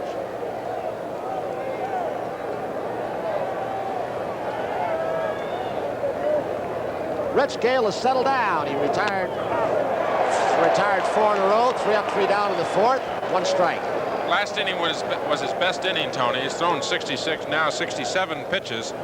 Last inning, retired 3 in a row, just threw 8 pitches. 1 strike the count to Schmidt. Breaking pitch misses outside, 1-1. Gale has had some shoulder problems, not uncommon among pitchers, but he had a hot streak during the course of the year. Won 11 straight games this season. Misses inside, looked like a breaking ball. 2 balls and 1 strike with nobody out. Royals 2, Phillies 1. We're in the top of the 5th. You know, for a pitcher like Gale, he started out 0-5. Tony ended up 13-9. Those 11 decisions he reeled off in the middle of the summer. He pitched awfully well for these Royals. Drill deep to left field. It is high in the air toward the bullpen. Willie Wilson. It is tied up at 2. Mike Schmidt hits a home run very high into the bullpen for the Phillies in left field. Seems like these Phillies really can't get going until they get behind. Gorge Brett home run in the first inning gave the Royals a lead. The Phillies came back, top of the second. Well, they were behind in every game in the league championship series against Houston, and they won 3. Schmidt just missed a home run the last time at bat on almost exactly the same kind of pitch. Willie Wilson goes all the way back to the wall, but no luck on this one, Willie.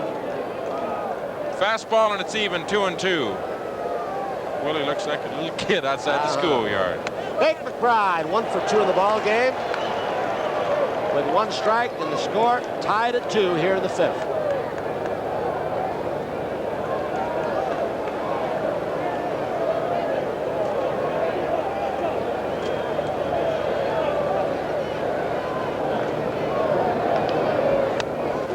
Slider, foul back.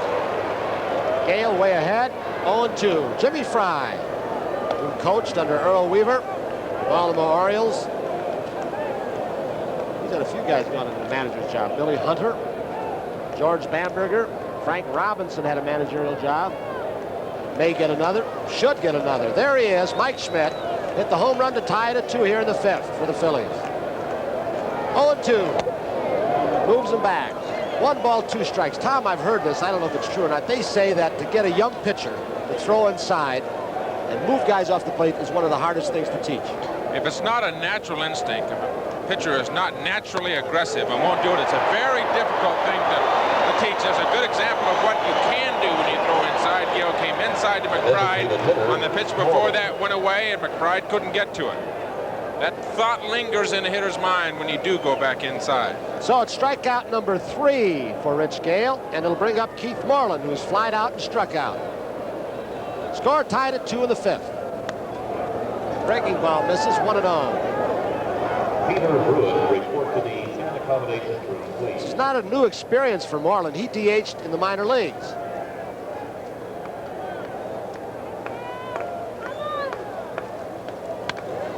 Base hit left field. So on a 1 ball, no strike pitch, Moreland's on with 1 out. The center fielder, Gary Maddox. There you see Cindy Moreland. Man just got a base hit, but she's used to it.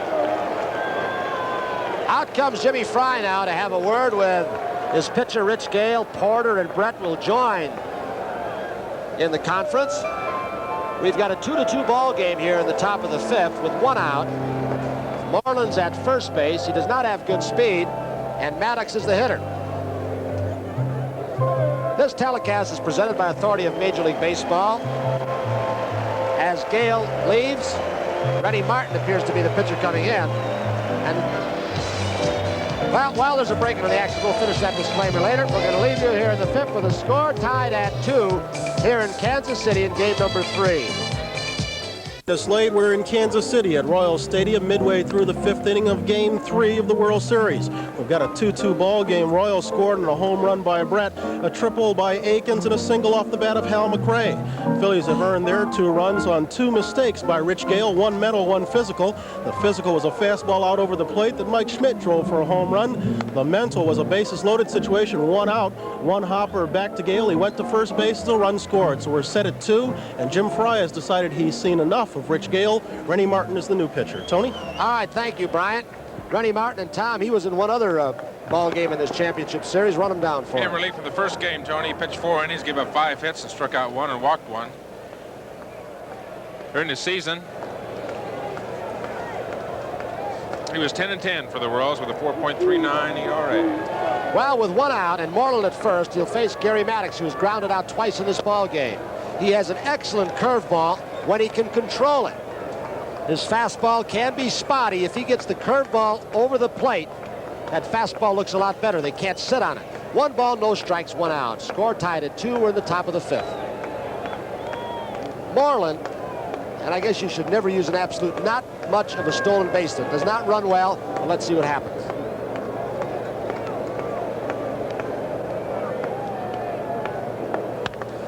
Ground ball, tough play by Brett. UL Washington flips, not in time. The Phillies have runners on first and second with one out, and it'll be Manny Trio, who is 2 for 2 in the ball game. Second baseman Manny Trio.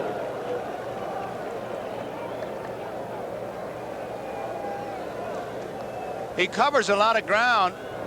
Moreland able to get a pretty good jump. See, UL threw off balance. Really couldn't get a whole lot on that throw, and so it's a safe at second, a base hit for Maddox, and Martin is a little deeper in the hole. And Joe, I'm not saying that Brett might have had a shot at that ball, but playing as shallow as he has been with his problem, he said he would have gotten 2 balls back in game number 2. He might have had a shot at that at normal depth. Now it's Trio. 1-run home, a Schmidt home run, ground ball, 1 hop. White to UL Washington. They get Trio at first base. Double play helps out Reddy Martin and the Royals. But the Phillies, on Mike Schmidt's home run leading off this inning, have tied the ball game at 2 apiece. And coming to the plate in the bottom of the 5th for Kansas City will be that man, Darrell Porter. 9-hitter UL Washington. Leadoff man, Willie Wilson. Grounded out to short, unassisted. His only other time up.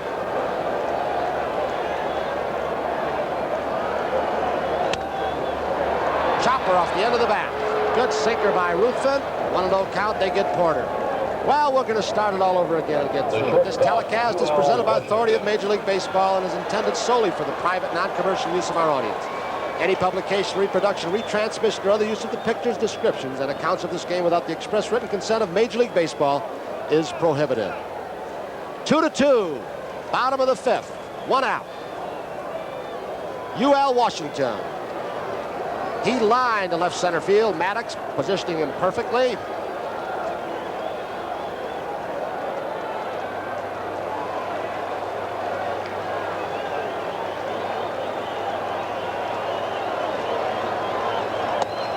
Too high for a ball. Kansas City scored first in this ball game, one in the first inning, first time at bat for Gorge Brett in this ball game. He had a home run. 1-1. Kansas City scored another run in the 4th inning on a triple by Aikens. McRae with a single to right center field. Philadelphia, as we look at the on-deck man, Willie Wilson. Philadelphia with a run in the 2nd. Mike Schmidt tied it in the 5th with a home run. 2 balls and 1 strike to UL Washington. Tony, they just announced the crowd, press box here, 42,380. And the stadium facts in the book say that the seating capacity is 40,628. They got a few shoehorns working tonight. 2-1, right center field. Maddox with that great speed. He just outruns the ball. The last time that Washington batted, you remember he lined one to left center field. This time he pulled it into right center field, but that speed by Maddox able to get over there and plug the gap. Good play. Maddox has an interesting theory. He plays so shallow because he has confidence going back as Wilson steps in, but he also says because he can see the catcher's signs, not the numbers, but where he places his hand, whether he wants the ball inside or outside. And if the pitcher positions the ball correctly, he gets a better jump. 2 outs. Wilson slices it down the left field line, foul. Boy. Willie has struck out 6 times in this championship series. Grounded out first time today, struck out in the 3rd. Do I envy Gary Maddox if he can see the catcher move his hands from center field? That's some pair of eyes. But you know, when Booney gives a sign, and we'll see it, and then he gives the position he wants to pitch in, watch. Well, he didn't do it that way, did he? No, he did another one. He didn't do it. Sometimes they slap the inner or the outer thigh for location. 1-1. What do you use, Tom? We use number signs, but a catcher normally will flash inside or outside, and the center fielder can see that. Some guys see which way the catcher wants the ball on the left side of the plate or the right side of the plate, and that certainly will help the outfielder. 1-1 to Wilson. Pull the string, he's got him. 1 ball, 2 strikes. Used to be that an infielder would flash it. There is Kathy Wilson. Kathy, of course, Willie Wilson's wife. Used to be an infield. If you hid the glove was one thing. If you saw the glove was something else, or different things that they did. But Better eyesight these days. Seems like they've been ahead, the Phillies staff, of Wilson this entire 3 games. Check swing, chopped foul. Gardy McKenzie, the third base coach for the Royals. Entire new coaching staff and manager here. Kansas City, Jose Martinez, of course, at first. You've seen him during the course of the first 2 ball games. Billy Connors, the pitching coach. Jim Schaefer, bullpen coach. 2-2 ball game. We're in the bottom of the 5th. Phillies with 8 hits. They've stranded 8 runners. Royals have just 4. He blew it right by him inside once again. They are overpowering Willie Wilson in this series so far. He has struck out 7 times. So 3 up, 3 down for Ruthvan here in game number 3 of this World Series. With the score, the Phillies 2 and the Royals 2. Due up, it'll be Larry Boa, Bob Boone, Lonnie Smith for the Phillies. Of the World Series, Pete Rose all ready to hit. He'll come up 4th this inning. Should Boa, Boone, or Smith get on base? Ready Martin. Boa, 1 strike. Brett in tight at 3rd. Boa. Aikens in tight at 1st.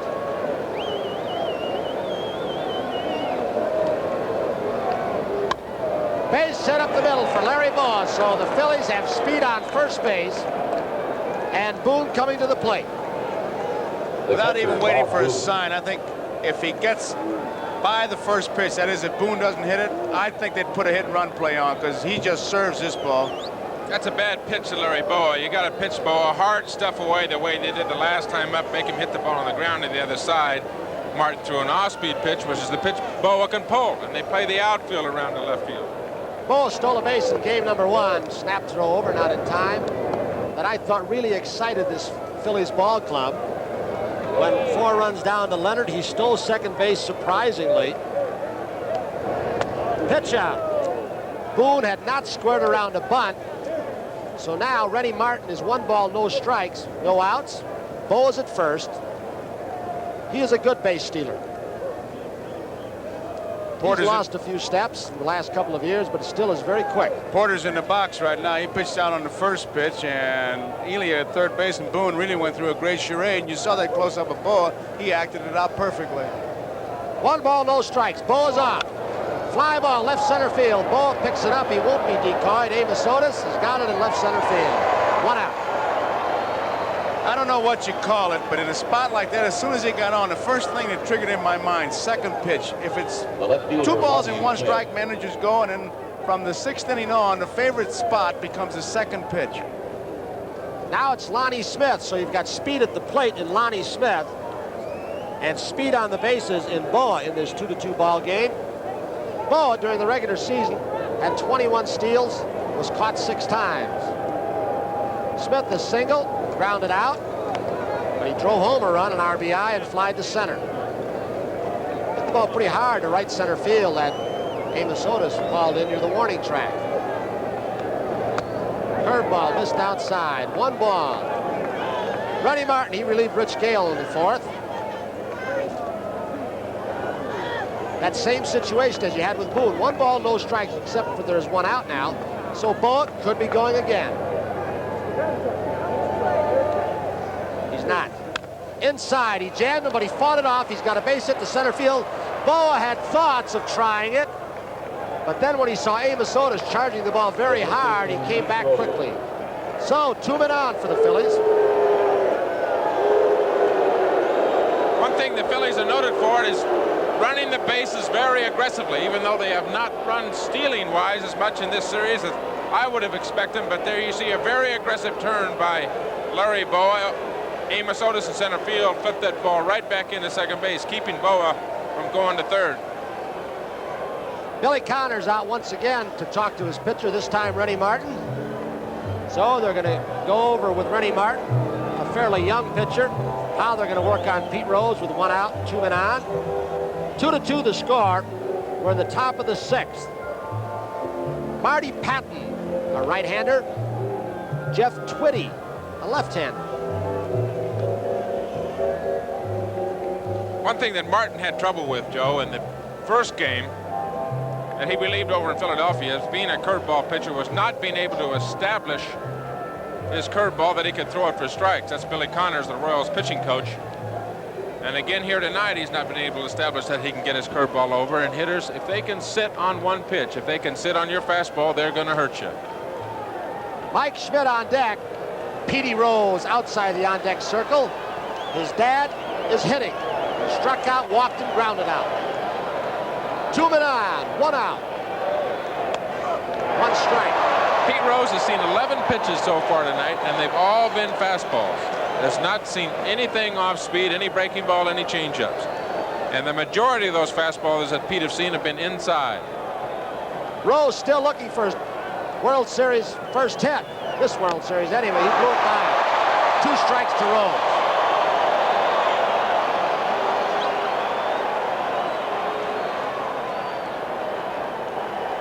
That's Bo at the bottom of your screen at second base. He led this inning off with a single. Then Boone flied out. Smith single to center field. So they've got great speed on the bases. He threw it by him. So Rose goes down for the second time in this ball game. Rennie Martin, who is not considered an overpowering pitcher, that was the Jugs gun down below had that fastball at 88 miles an hour. It is relative because with Rennie Martin's curveball, if he's getting it over as he has a couple of times, that fastball looks that much more overpowering. Rose was late. 2 outs, 2-2 ball game. Top of the 6th. Rennie Martin with a tough man to get out once again. He homered his last time up to tie the ball game at 2. Mike Schmidt walked in the first and just missed the pitch in the second. Good curveball. 1 strike. His curveball breaks more down than on a flat plane, so it is almost equally effective against right or left-handed hitters. There are your base runners. Bo at second, Lonnie Smith at first. And with Porter out there making sure they are together, I'm sure that between innings when they sit there, the Kansas City Royals do, they know the importance of this game. Amos Soda said it takes 4 nails to put that lid on the coffin. They only have 2.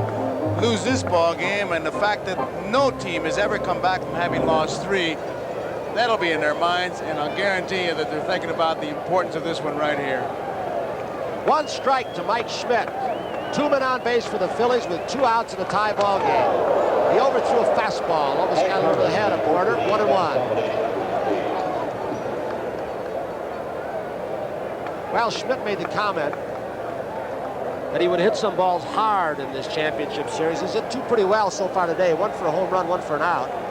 Hit that triple in Philadelphia to right center field off Quisenberry. Fastball. 1 ball, 2 strikes. He is throwing fairly hard. 1 ball, 2 strikes, 2 out. Dallas Green. Dallas Green in the Philly dugout. That Jugs gun behind home plate had that fastball 89 miles an hour, which is not considered overpowering now. But when you match it with his curveball, he got over the first pitch to exactly Schmidt. Right. Here's a may look a lot faster than the guy who throws 95 consistently. 1-2 with 2 outs.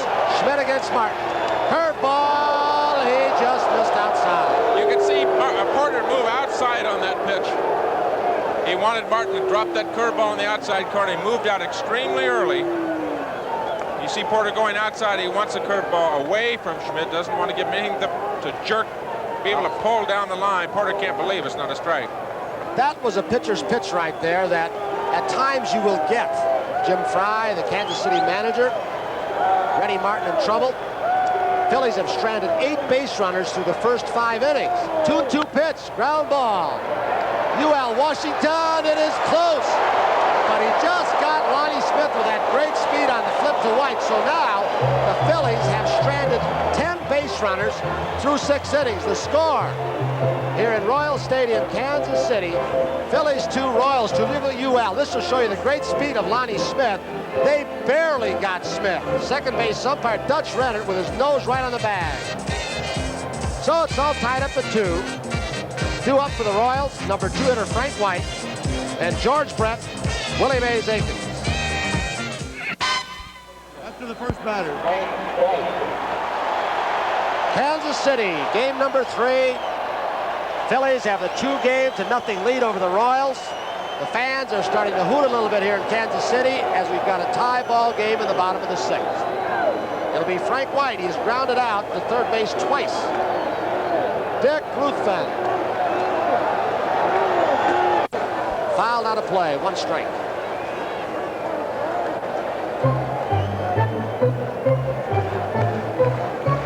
White, 0 for 2 tonight. At one time, they never thought he would hit it all. But he has worked very hard. Charlie Lau has worked with him a lot.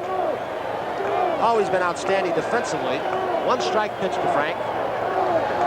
Too high, 1-1. In fact, Frank White grew up within a block of the old Kansas City Stadium. Went to a tryout camp with about 600 other kids over a 2-day period.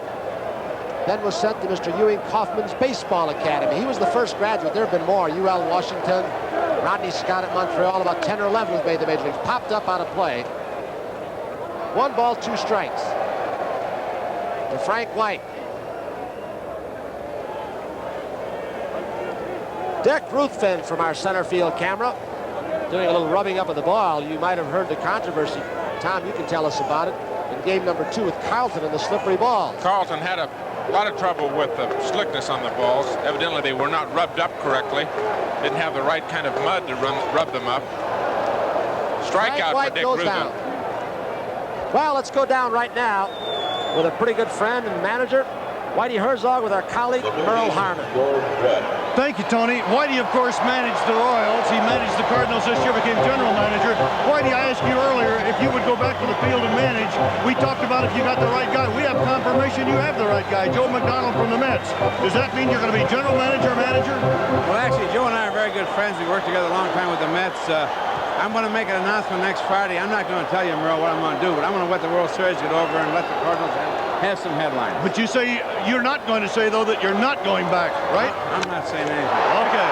Deep to right center field by Gorge Brett, but he got under it. Maddox will go to the warning track, almost pushed to the wall. Well, they get Brett. He is hollered, fouled out, and just missed, as Schmidt did earlier. Gary Maddox hauling it in. Well, heard a rumor, may not be a rumor around the batting cage today, that Joe McDonald has already signed a 3-year contract. Will do the paperwork for Whitey Herzog, and Herzog will manage on the field. I think the only thing that may be in limbo is how long McDonald is signed for. But McDonald is general manager, and Whitey will be back as the manager of the Cardinals. Gorge Brett.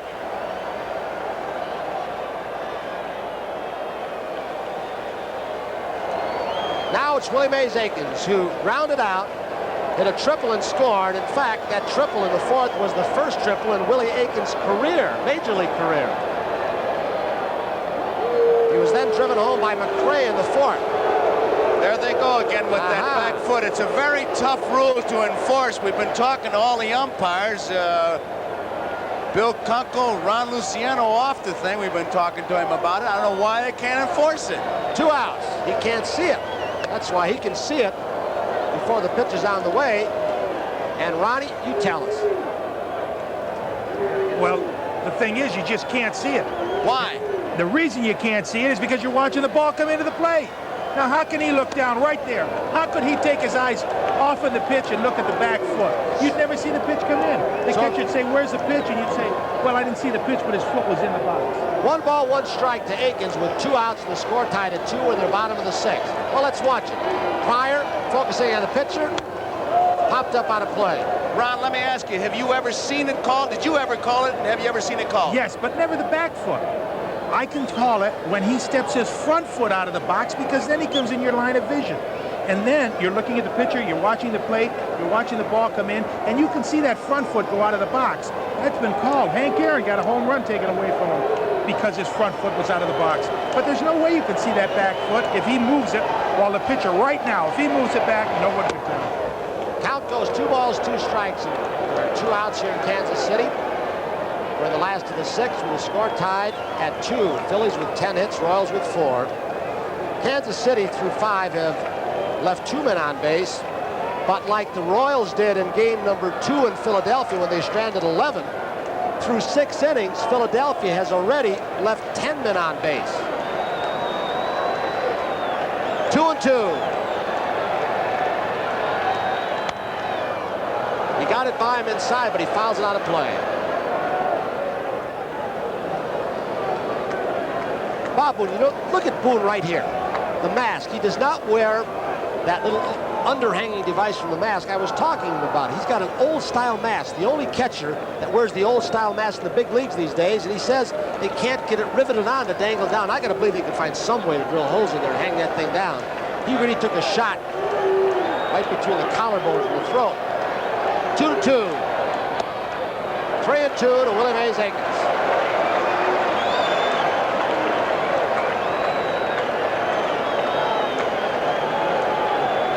One thing you don't want to do, Tony, is to get to a power hitter and run to a situation where it's 3-2, where you give the hitter the edge. We talked about the other night. But this is a situation with 2 outs. You've got to believe that Willie Mays Aikens is going to sit on a fastball. And you got to think that Ruthvan is going to throw it because it's his best pitch. He doesn't want to put a runner on base. Ruthvan has retired 7 in a row, 3-2 pitch. He went breaking ball. And he went away from it exactly right. He got Aikens on a 3-2 breaking pitch. So we're through 6 innings in game number 3 here in Kansas City with the score: Phillies 2, Royals 2, and 2 up for the Phillies. It'll be Bake McBride, Keith Moreland, the DH, and Gary Maddox. And we'll be back after these messages from your local station. Joe Garagiola with Tony Kubek and Tom Seaver here in Kansas City. At the end of 6, we're all tied at 2 apiece, and that is from not the blimp, that's from our cameraman, and look where he is. That is in deep center field, 2 counties away. I don't know how high he is. What a shot he's got. Here is Bake McBride. 2-10-0 Phillies, 2-4-0 Royals. Straight away, center field, should be an easy out for Amos Otis. 1 out. A lot of baseball people here in attendance, and I know I ran into George Steinbrenner, Cedric Tallis, and Gene Michaels was in Philadelphia, Bill Burgage. They're looking for a big trade. Haywood Sullivan, I asked him about the manager, and he said, well, we'll probably do it after the World Series. And you heard Whitey Herzog and Merle Harmon. It looks like Whitey will probably be the guy. He'll still be, as far as players are concerned, with Joe McDonald handling the paperwork while Whitey manages, and I guess we'll have a title of general manager, but Joe will do the paperwork and Whitey will do the trading. Here's the pitch. It is high. Ball 1 to Keith Moreland.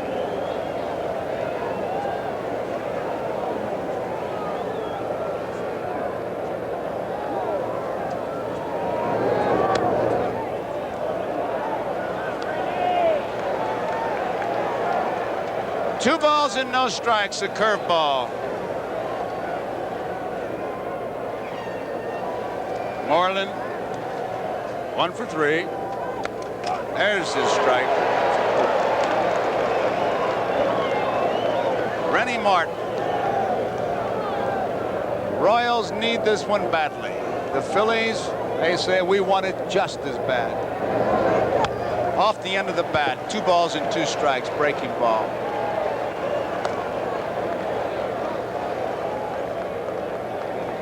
Rosenbach, now Martin rubs it up. That mud that Tom Seaver was talking about as we look at the Phillies bench, it's not inexpensive. It's $100 a can. So you talk about inflation, but it's special mud. You're not talking about a big can, you're talking about a coffee can size. Comes from the Delaware River, New Jersey. Nina Blackburn. 2 balls and 2 strikes. Straight away center field. Otis is right there. Easy play, one-hand grab.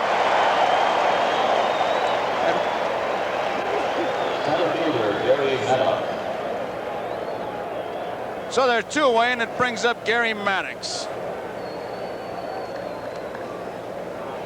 I tell you, when I come to a World Series, and I'm sure I'm no different than most baseball fans, just so many thoughts run through your mind. You think about the Royals, they're down by 2. I remember Roberto Clemente, the great Clemente, saying when he left Baltimore, we're going to win it, when he took him back to Pittsburgh. It's high, ball 1. He literally took charge. He said it, and then he let his bat and his glove do the talking. 1 ball, 1 strike.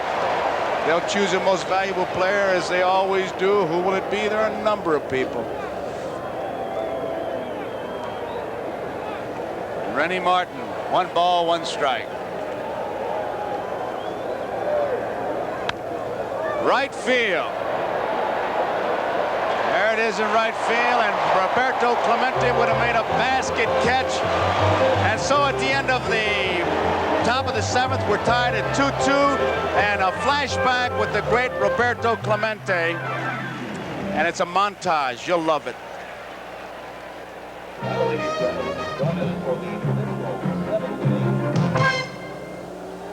As always, the Pirates' leader was Roberto Clemente. Professionally phenomenal, personally peerless, a special person who received a special and overwhelming selection to baseball's Hall of Fame.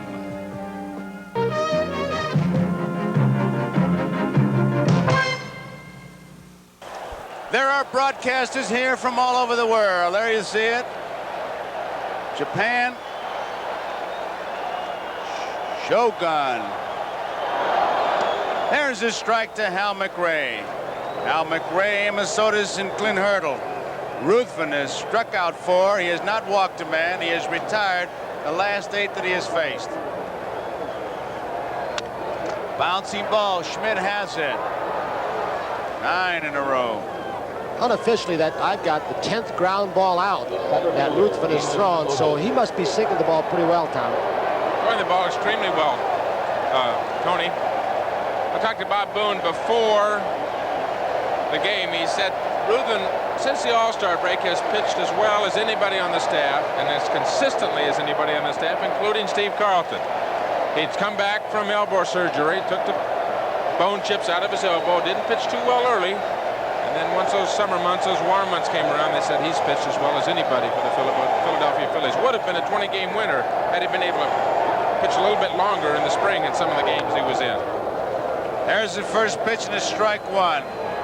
Here's Amos Otis, who said earlier, well, yesterday, hey, we've played the last 3 games where nobody has cheered for us. But tonight it's a different story. Fans are a factor. It used to be they would just write about fans as being intimidators of officials and what have you. But it's a positive side now. Philly fans in Philadelphia, here in Kansas City, same thing. 1 ball and 1 strike, 1 out. We're in the bottom of the 7th, all tied, 2 apiece.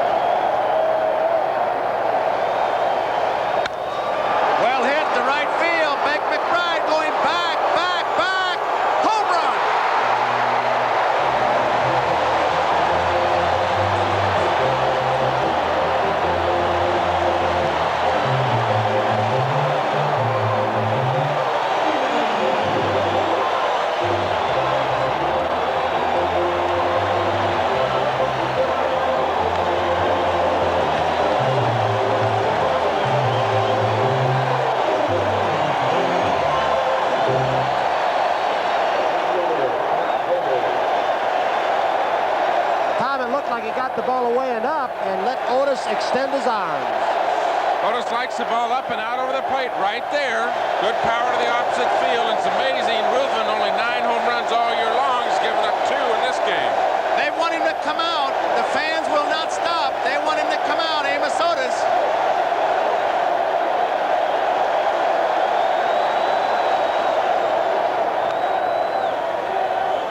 One and one to count on Hurdle.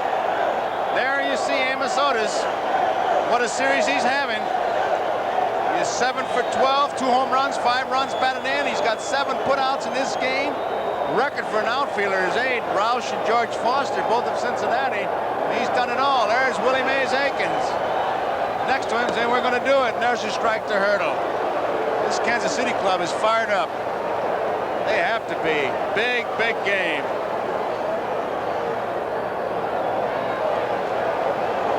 Lose this one, you can almost hear the hammer hit the nails on that 4th one. Line drive, base hit. Don't know, Tom, if it's a sign of time, but he was up to that pitch also to Hurdle.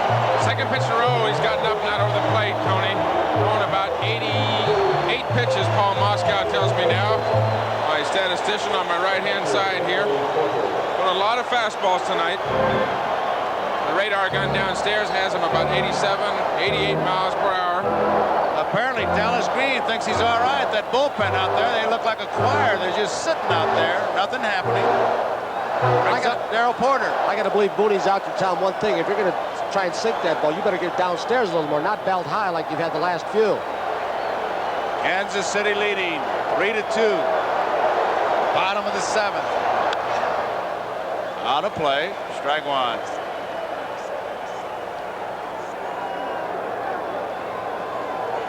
Home run by Brett. Home run by Otis. A triple and a single. The extra base hits.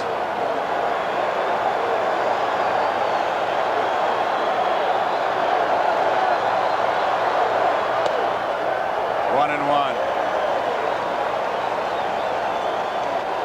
Ideally in this situation, Tony, you try to keep the ball away from Darrell Porter and hope he tries to pull it. If he does pull it, he put it right on the ground to the second baseman, Manny Trio. Quick throw, he's back.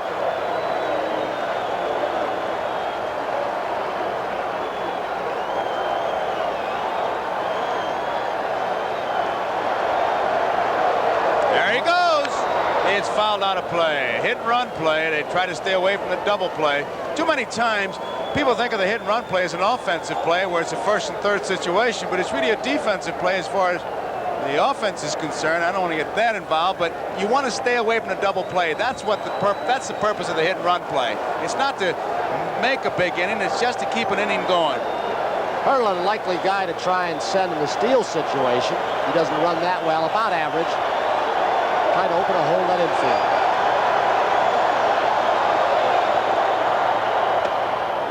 Two balls and two strikes. I always felt as a catcher that if they try a hit and run play before 2-2, that they would try it on 2-2 again, because it's obvious they're going to run on 3-2.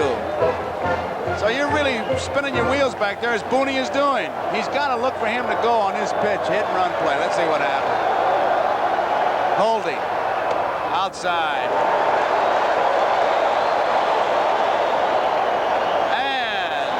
Porter in a tough situation. We look at the Kansas City bench. Jimmy Frey looking on, and there is Jimmy's mother. She looks pretty calm. He looks pretty nervous.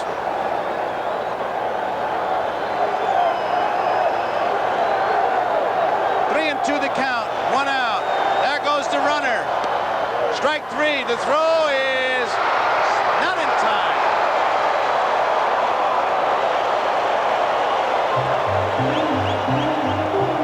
Stolen base for Hurdle.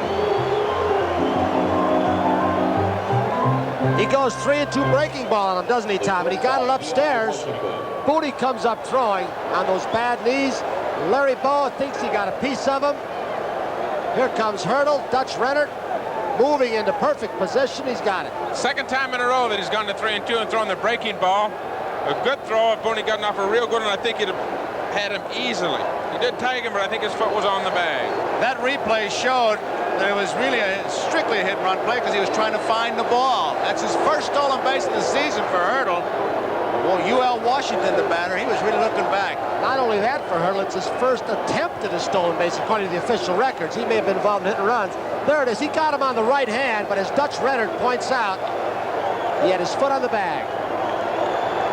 UL Washington has hit the ball hard twice.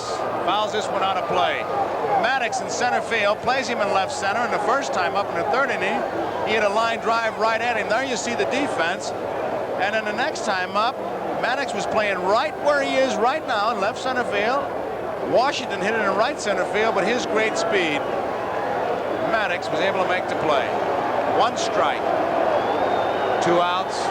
Bottom of the seventh. Kansas City leading 3-2. Willie Wilson on deck. Fastball is high. Home run by Gorge Brett in first. Triple. A single. Fourth. There is Willie Wilson. You saw him on deck. Triple by Aikens. A single by McRae. And a home run by Otis here in the seventh inning. The 3 runs. Schmidt, a big home run for the Philadelphia Phillies. They got their other run in the second. There's Amos Otis, who hit the big home run. Joe, as an infielder, you should have just one thing in mind in this situation with 2 outs and a very important run at second base. You might move a little bit deeper, jockey back and forth to hold the runner close if you can, but play deep, and you've got to knock the ball down. You've got to prevent that run from scoring. 2 outs. 2 balls and 1 strike to count on UL. High, 3-1. Tony, your comment is exactly right. I think Ruthven's getting tired, throwing a lot of high fastballs. Dallas Green has double action duty going down in the bullpen down there. Bobby Wine, Herb Struck, Dallas Green to the left of your screen. Phillies bench, they're down by 1. 3-1 pitch. It's popped foul. Schmidt near the stands. He'll have a play. He makes the play. So that ends the inning as UL Washington fouls out to Mike Schmidt. And Amos Otis, the hero of the day, there he is, his home run to right field. Broke the tie at the end of 7 complete innings to score. Kansas City 3, the Phillies 2. And it'll be due up Manny Trio, Larry Boa, and Bob Boone. Game 3, and you're looking at Royal Stadium, where some 42,380 fans are here. In a ballpark that seats, they say officially, some 40,000. About 2,300 real skinny people in here, I'll tell you that. Manny Trio, first pitch, left field, down the line, it is out of play. Trio scored a run in the 2nd inning. He doubled in the 3rd inning, hit into a double play in the 5th.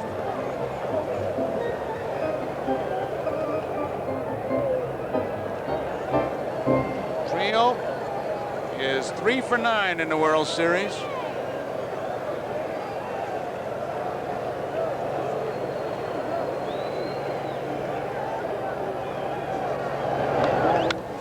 Popped up, high fly ball. Willie Wilson says, "I'll take this one, Amos." 1 out. Otis has been a busy man. If Otis would have taken that, he would have tied Ed Roush and George Foster for putouts. Roush had 8 of them in 1919, George Foster in 1976.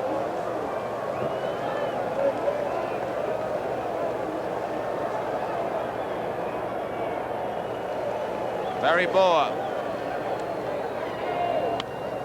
tries to hit it by Brett, who is near the line and in close. Standard procedure for this late in the ball game. A close game, right on the line. Take away the double. How many times does an infielder do that to bait the guy, Tony? You mean stay that close to the line or come in? Come in. Yeah, he may come in where the pitch is on the way. He may back up.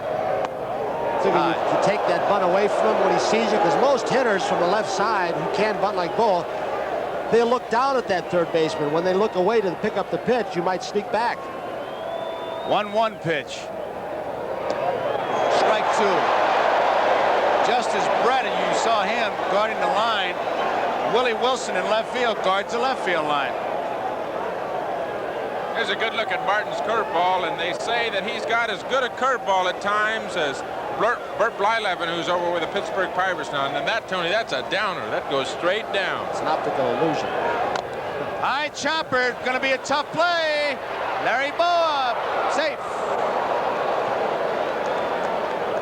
Play that was made right there is made by Willie Mays Aikens, because he came off that back. He is not the most mobile guy. There's Ruben Amaro talking to Boa.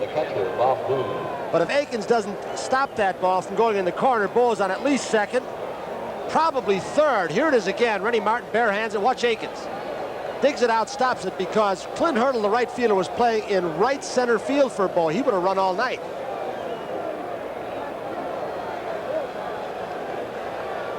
Here's a view from the right field camera. Aikens making a very good play on that. Boa definitely would have ended up on 3rd base. That was his 3rd base hit of the night, 3 for 4. They had a hit and run combine going last time with Boone batting. Boa, a good lead, 1 out. Holding outside, ball 1. Now here was the count that he went last time. That's the kind of thing that you try to clock. Remember, put in your own computer and say, hey, he ran on the 2nd pitch. We'll see. Both bullpens with a couple guys going right now. Holding. It's a strike. Philly bullpen, Ron Reed on the left, Warren Brewster on the right. Reed gave him a good, strong inning in game number 2, struck out 2 of 3. 1 ball, 1 strike, 1 out.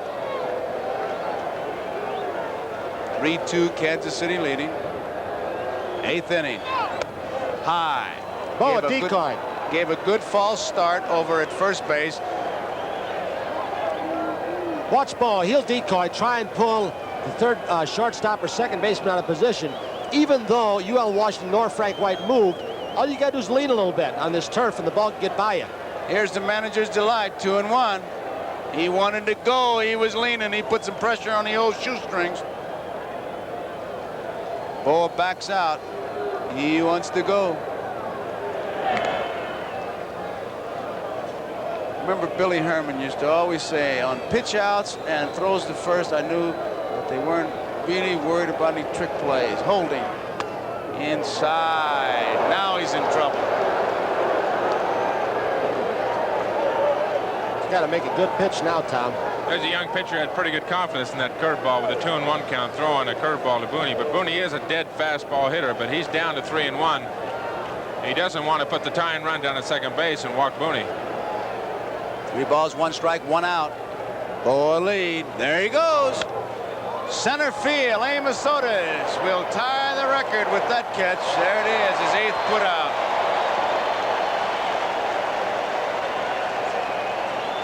Boa back at first. There you see him. He had a big home run, broke the 2-2 tie.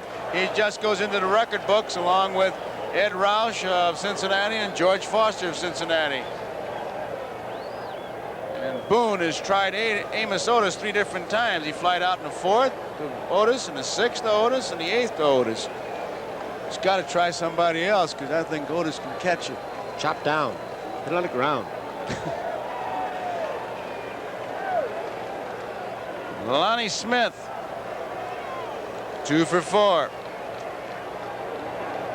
It's a strike of curveball. We call it a curveball, but I tell you, in the old neighborhood, you call that baby a drop.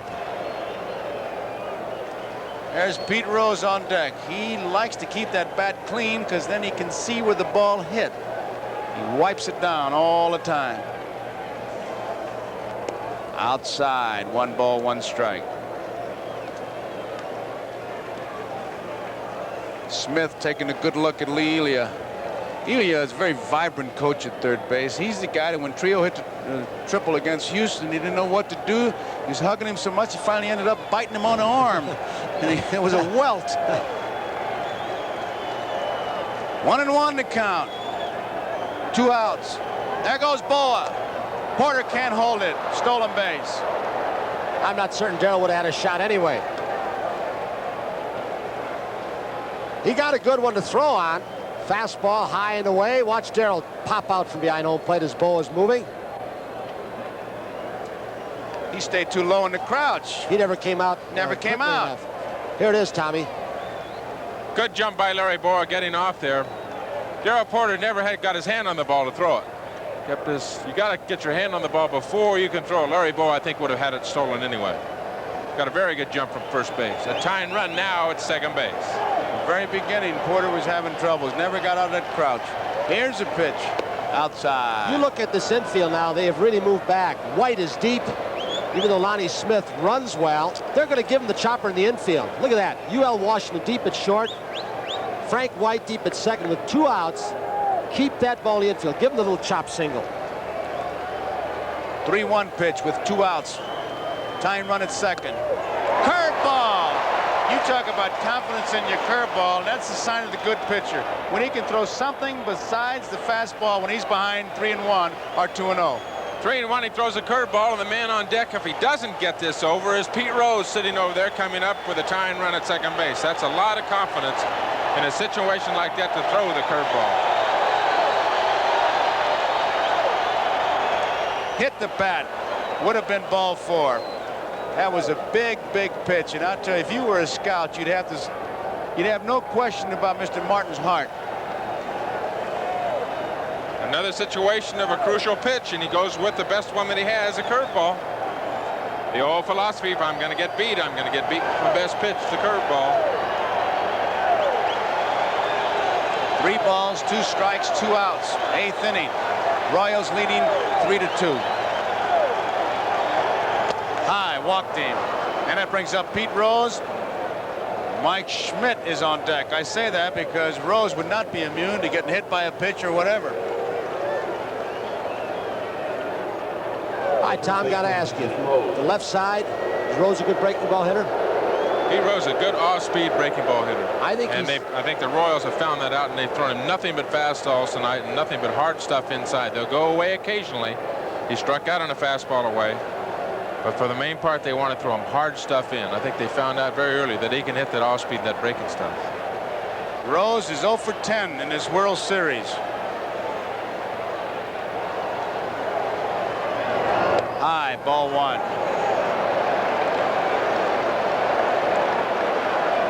2 outs. Smith is on at first base. Boa is on at second base. Good speed on the bases, and they'll be off with the crack of the bat.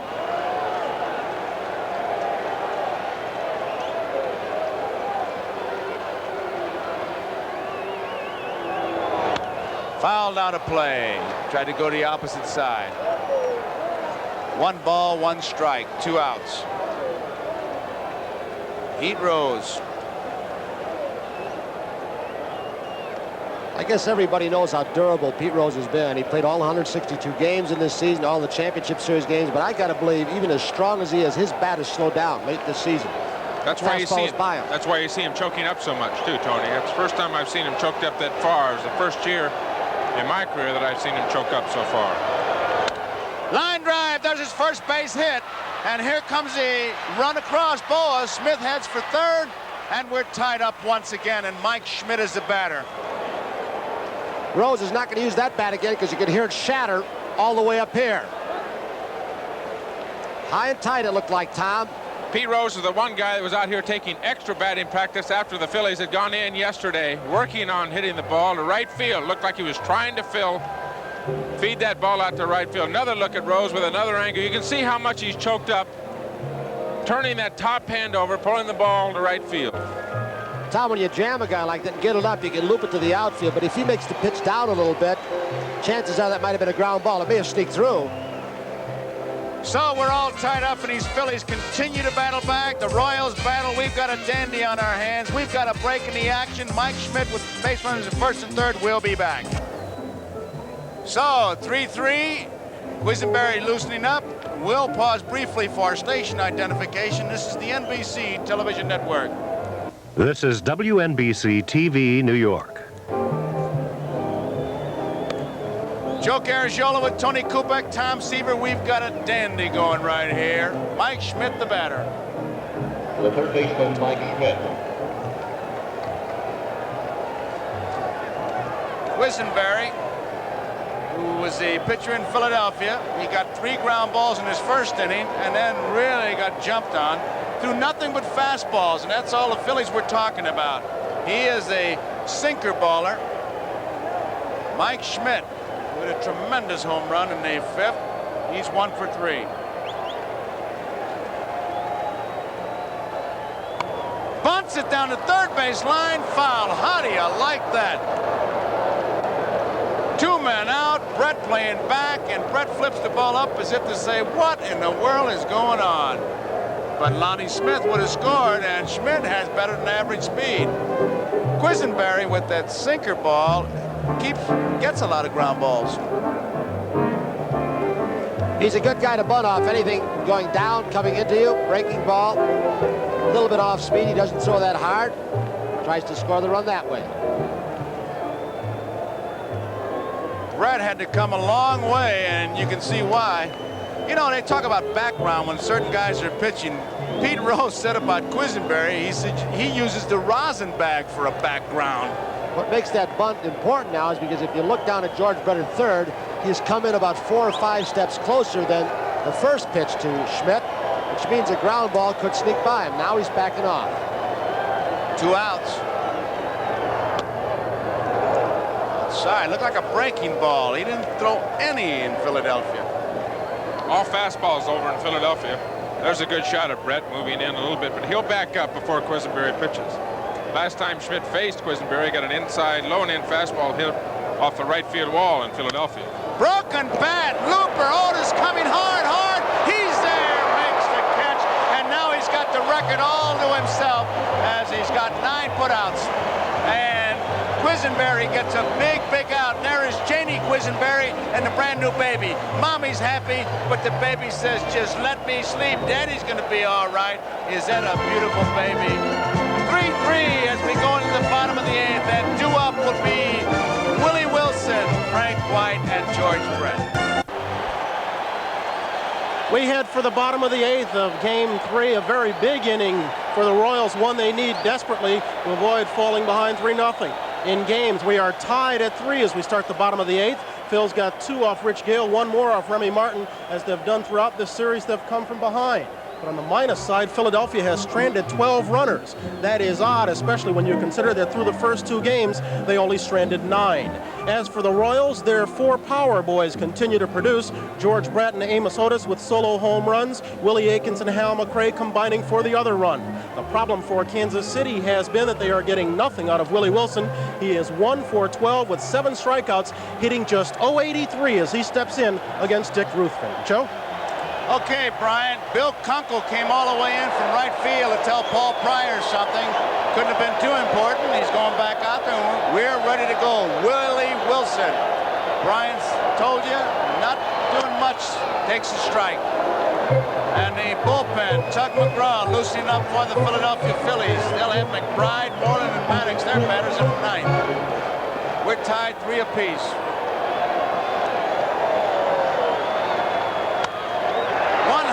Boa has it, quick throw, Wilson is out.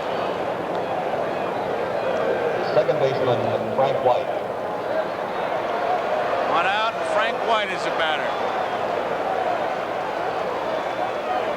White bounced out twice and struck out.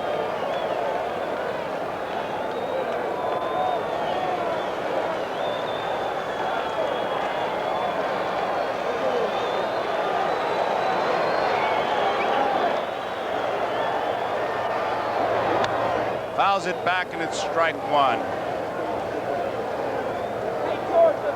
Dallas Green looking on. He feels some of the pressure, obviously, but he's leading by 2. And Gorge Brett, the on-deck batter, he got him off with a home run in the 1st. Royals have to feel more pressure. Foul ball. They are trailing in the series 2 games to none. Joe, we've talked about the Phillies coming back in the games that they've played so far, and even throughout this game, every time that the Royals have scored, the Phillies have come back in the very next half of an inning and tied the game right back up. The Royal pitchers have not been able to hold the Phillies. White, disgusted as he is out on strikes, 6 strikeouts for Ruthvan. The third baseman. Talking about coming from behind as Gorge Brett comes up, listen to his hand.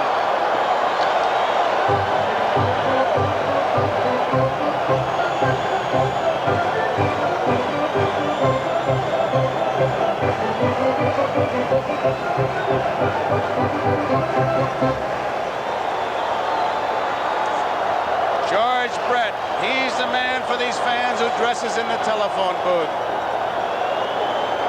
They're tied. Line drive, base hit. Gorge Brett will have extra bases. He'll stop at second as Maddox gets it back in, so Brett is on again.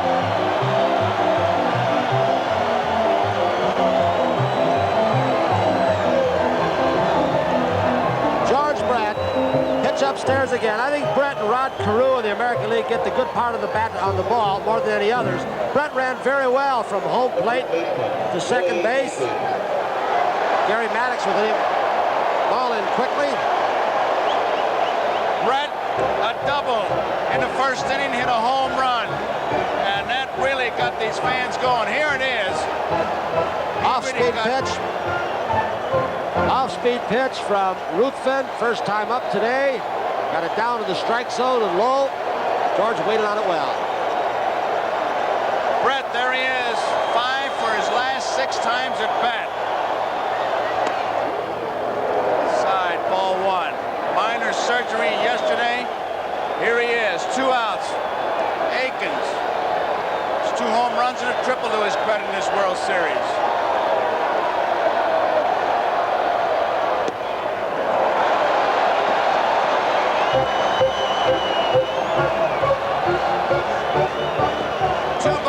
No strikes. Gorge Brett, he'll have to score from second base on a single, and he said he's never slid head first, but he might have to break it out tonight. There's a strike. He told his manager when he took himself out of the game in Philadelphia, I don't know if I can score from second base. And that was enough for Frey. There you see Dallas Green and the Phillies. We're in the bottom of the 8th. Frey and his coaching staff. As he get it, 2 balls and 2 strikes on Aikens. The Phillies, talking about coming from behind, had only 6 come from behind wins in September. They've come from behind to win all 5 times in postseason play. They've been coming from behind to tie it. Now the Royals have a chance to break it, and this crowd is reacting.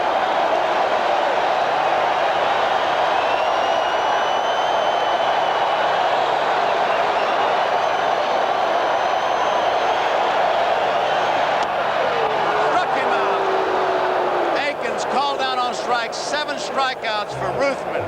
That ends the 8th inning. So, we complete 8 innings to score here. The Philadelphia Phillies, as we look at this, looks like a fastball. Fastball on the inside corner, and he really set that up beautifully, Joe. Off-speed pitch before that, came back with a fastball inside. Here's Brett's reaction, saying exactly what's happening, communicating with his coaches on the strikeout. Aikens doesn't even swing the bat. And Gorge just a bit disgusted in the fact they didn't score. So 3-3 at the end of 8, and 2 up for the Phillies. McBride, Moreland, and Maddox. Make McBride against Quisenberry. McBride fly to left, single to right, struck out, and fly to center. He is 1 for 4.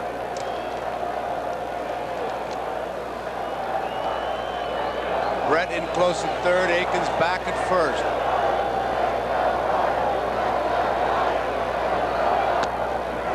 Low ball 1. There you see the defense. Brett, Aikens back, shading him just a bit towards right center field. There's a strike. 1-1. Quisenberry, as you know, had a rough outing the last time out in the championship series game, but Bill Kunkel, the man in the right field line, was behind the plate that day, and he said that Quisenberry, and it was a guess, was throwing 12, 15 miles per hour less hard than he ordinarily does. Kunkel's having a lot this season. 2 balls and 1 strike. He had 33 saves during the season, which tied him with Goose Gossage for the most in the American League.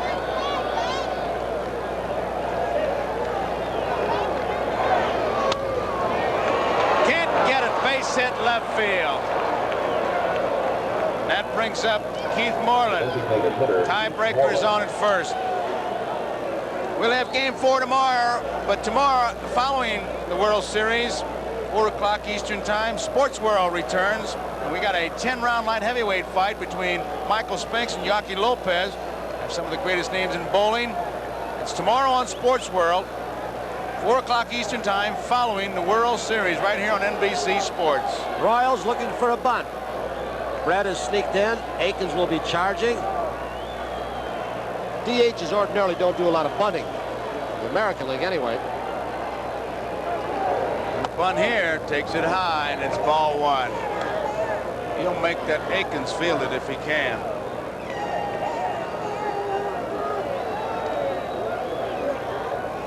Crowd just buzzing. We're in the 9th, nobody out. There's Brett. Here they come. High, ball 2.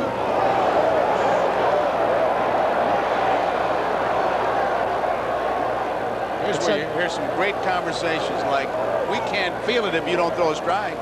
It's unusual for Quisenberry to pitch high. That's McBride being held by Aikens at first, but in an almost absolute bunt situation, he was trying to throw the ball up high to get him to try and pop it up. Because they can always put a switch on you as you look at Frey.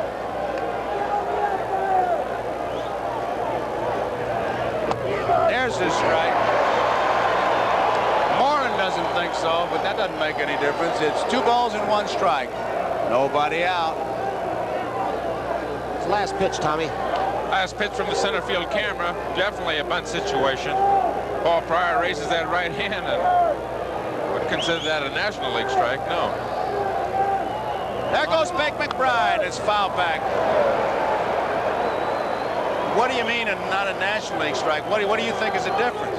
Obviously, we have a National League umpire behind the plate tonight. They alternate here in the World Series. Tomorrow night, or tomorrow afternoon, we'll have an American League umpire. The consensus among the players is that the American League strike zone is a little bit higher. As you look at Keith Moreland, might be right up there in the P for his Phillies on his uniform, whereas in the National League, a little bit above the belt might be the strike zone. 2 balls and 2 strikes. Quick throw. It was close, but he made it back. Nobody out. We're tied. 3-3. 9th inning.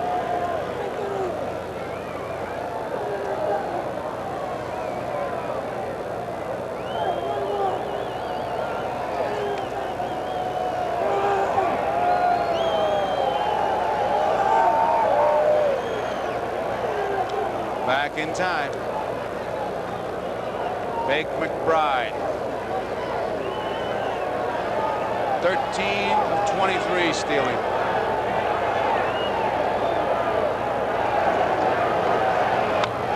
High fly ball, left field, near the line. Wilson has time. Bake McBride's tagging up. We may have a race. Here it is.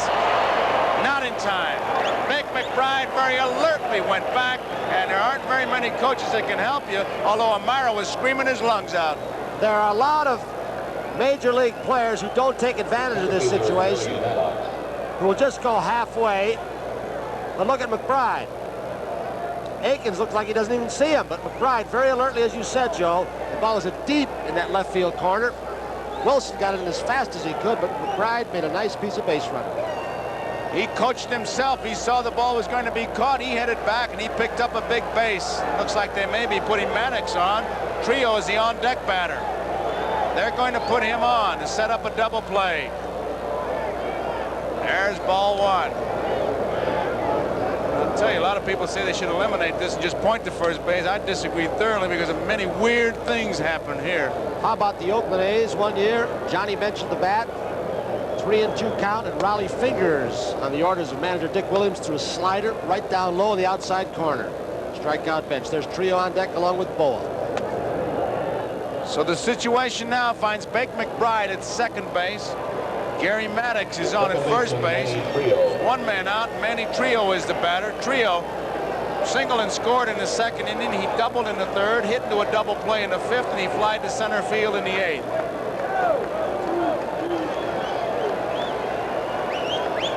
Now's the time that Quisenberry has to say to himself, if the ball's hit back to me, I throw it where? Obviously second base.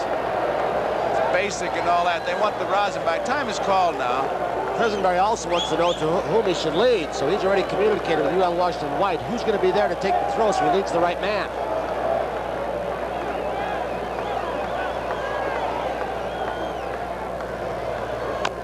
Off his foot, Trio, and a strike 1. The reason I bring that up is because Gale in that 2nd inning play, and yet he didn't throw to the plate, and Lonnie Smith gets an RBI as Trio scores. Should have been possibly a double play. One thing that Quisenberry, with this sinker that he has, the underhand sinker that he developed from Kent to Colby, you can see it there. Manny Trio drives it right down into his foot. Still a little bit uncomfortable. But one thing the Royals have told us is that Quisenberry's been able to come all year long and throw the double play ball when they need it. They need it right here. Let's see what happens. Bunted, but bunted foul. And it is strike 2. Look at that. Don't know what she's doing, but she may be going right to the top. looks like Manny Trio's wife, Maria. I don't know who the lady was.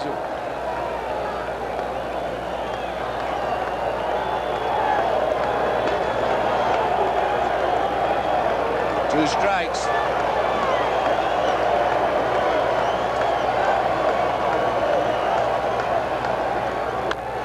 High chopper, Willie Aikens to Quisenberry in time, and Beck McBride had some ideas. But Quisenberry very alertly faked the throw and drove him back. It was close. That was a tough play by that man right there, Willie Aikens, but they made it well.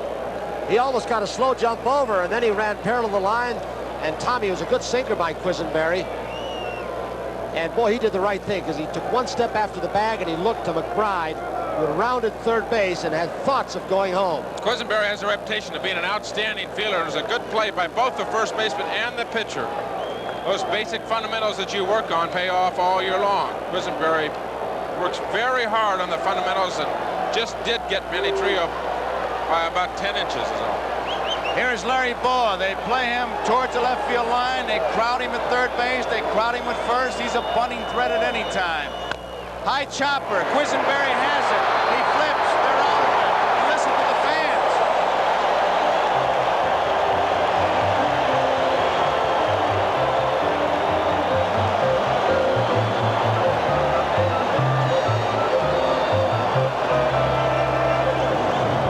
So we go into the bottom half of the 9th inning. We're all tied, and the Phillies leave 2 more men on base. 14 for the night, which ties a record for the most men left on. But the important thing is, it's Philadelphia 3, Royals 3. Due up will be Hal McRae, Amos Otis, the man of the hour, and Clint Hurdle. So, bottom of the 9th, Hal McRae leads it off. Phillies have left 14 men on base. Outside.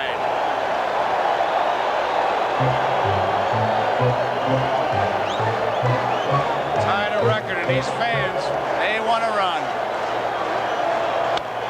Base hit, left field.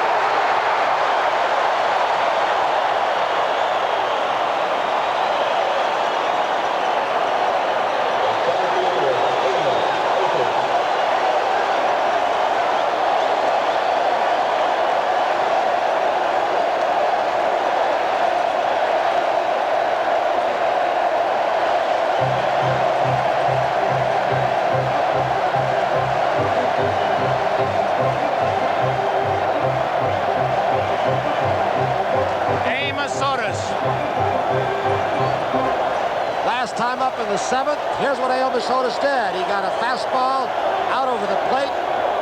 He had a home run toward right center field off Ruthvan. Now it will be interesting.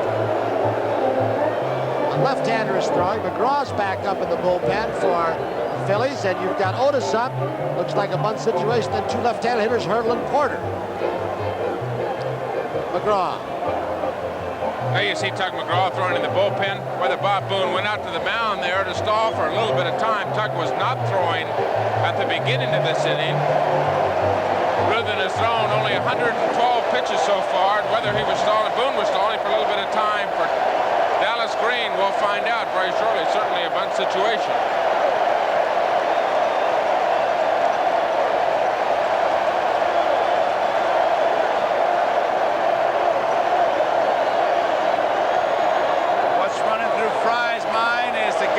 Run to second base. To do that, he may have to lose 2 hitters.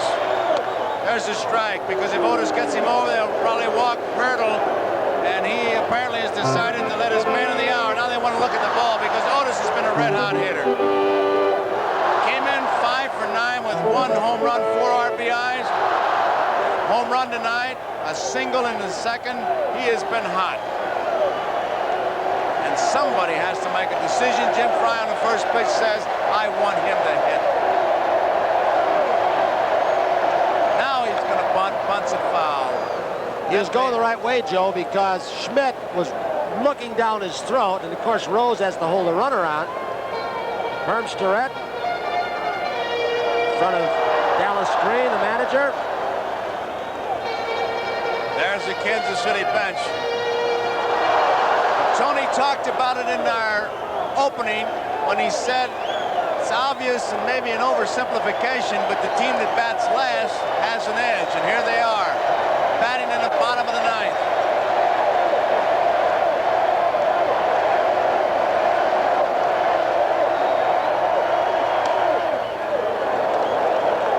One ball, 2 strikes.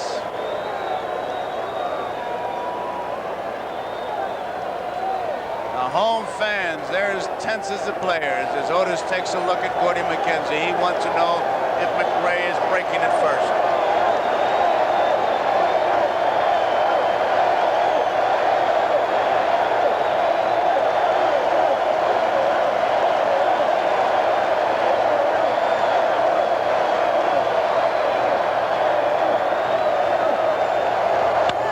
Double play ball. 4-3. McRae really tried to take him out, but Trio was long gone. The ball was hit too hard right at him.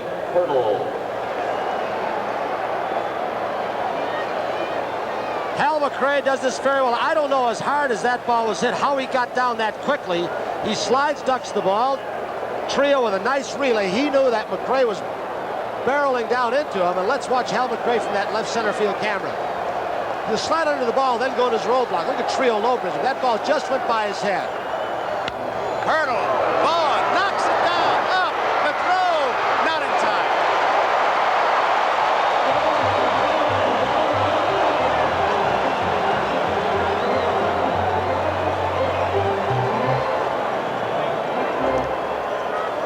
It's a great play by Larry Boas, saving the ball from going into left field. I doubt if it would have made any difference. He just doesn't quite have as strong a throwing arm as he used to. I'll tell you, 2 or 3 years ago, Larry Boas would have thrown Clint Hurdle out at first base. And he's hurt. When he dove, Tommy, I don't know if he landed on his left or right shoulder, but he jammed one of them, his left shoulder, it looks like. His glove hand, which could be painful when he tries to extend and reach for a ball. There's Boa. The ball is hit very sharply and skidding away from him, slicing away, made an even better play. What a nice try he made, Joe. We're going to have a pinch runner now. Hurdle leaves. He's being pinch run for Onyx Concepcion. Same name as Davey, your teammate, but no relationship. Concepcion is on as the pinch runner. Porter. He is 0 for 6 in this World Series.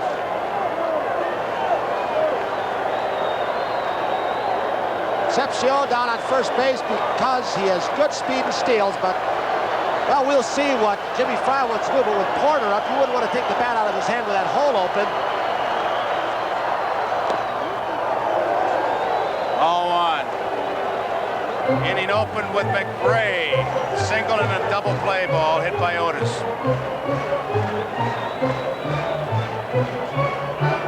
Bob Boone, the Golden Glove winner for catchers in the National League, one of the outstanding defensive receivers. Makes a nice, clean pickup. Inside. 2 balls, no strikes. That was a super play because he caught the ball. The big play is to get in front of it, which he was.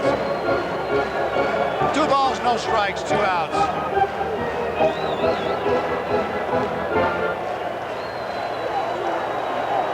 Bottom of the ninth, tied, 3-3, 2 outs.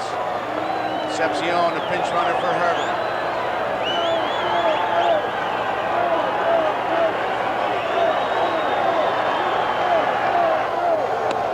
Didn't get it. 2 balls, 1 strike. I'm surprised, Tony, they're not running. I would think they'd put him in a situation to get him down to second base so they can score a run with a base hit. Well, I think the thought is that it could happen now, 2 balls and 1 strike. Get him moving or a single, he might be able to score with that great speed.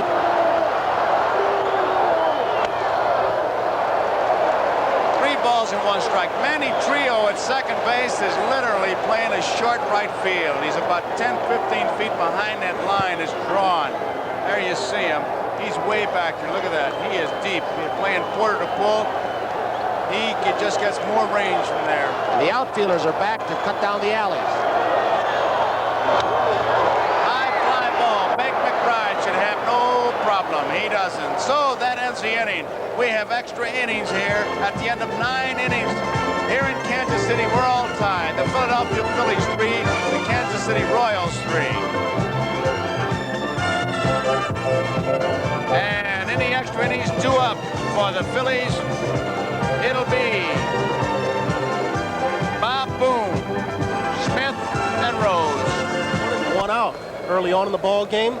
Let a run score when he could have turned it into a double play. And as for the Phillies, as they come up in the 10th with Boone, Smith, and Rose, they've got to be wondering, Joe, about those 14 base runners they've stranded, and that set a record, as you said earlier. They have to be thinking about his right, Brian, as Boone takes it, and it's 1 ball and 1 strike. Cardinal in right field, placing Hurdle. Boone tries to bunt, misses it, 1 ball, 2 strikes. Boone walked in the second and then flied out to center field 3 different times, so he's 0 for 3. There you see the on-deck man, Lonnie Smith. Pete Rose will follow him. There's a base hit by Bob Boone. 1 ball, 2 strikes, and Otis is up with it, gets it back in a hurry. Tom Quisenberry's thrown very few of those fork balls. That's looked what that was, or was it a breaking pitch? But he got it up again. He's thrown basically fastballs. Either the slider or the forkball, I don't know which it was. He threw 2 pretty good fastballs to him, and then he throws something else, something out over the plate that he could drive to right field. Didn't hit it real well, but certainly enough to get on base. The thing that will drive a pitcher and drive a manager crazy in a game like this. You want to get that first out in the inning. Takes the bunt away, sets up the double play to get you out of an inning.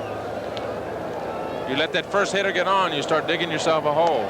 And we've got a pinch hitter coming up, Greg Gross, an excellent bunter.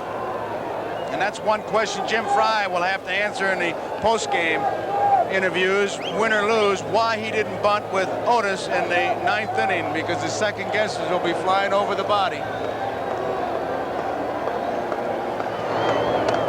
It is outside, ball 1. Well, 5 of the last 8 games, all postseason games, Phillies have been involved in, have been extra innings, so they should be used to the pressure.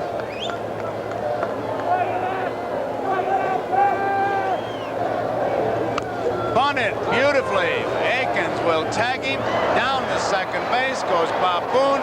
The tiebreaker is on second, and Pete Rose is the batter. And there you see little Petey Rose, who's acting as a bat boy, as his daddy goes up to hit.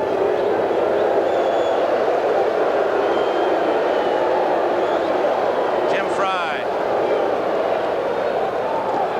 He's going to say walk him, give him 4. They're going to put Pete Rose on intentionally.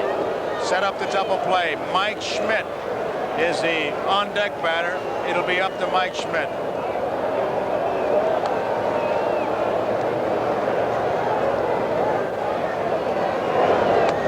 Ball 2.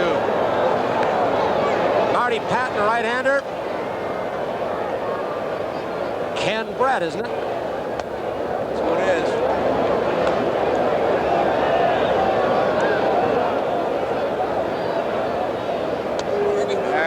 Ball 4. So Rose is on at first.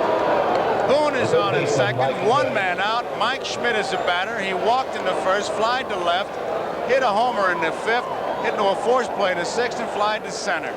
Should show a little respect for Pete Rose. He drove in a big run in the 8th, broke his bat.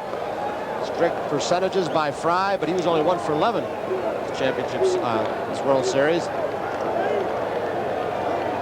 Quisenberry against Schmidt. Boone at second. We're tied, 3 apiece.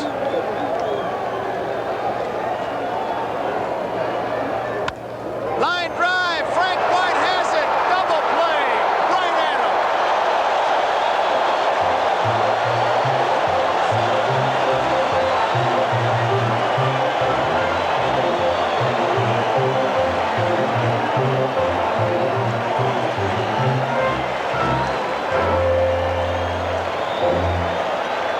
You would probably say we're exaggerating if we tell you on this line drive that it's like a routine play for Frank White. He made 3 sensational plays against the Yankees in one ball game that may have saved 4 or 5 runs. He has a great pair of hands and excellent range.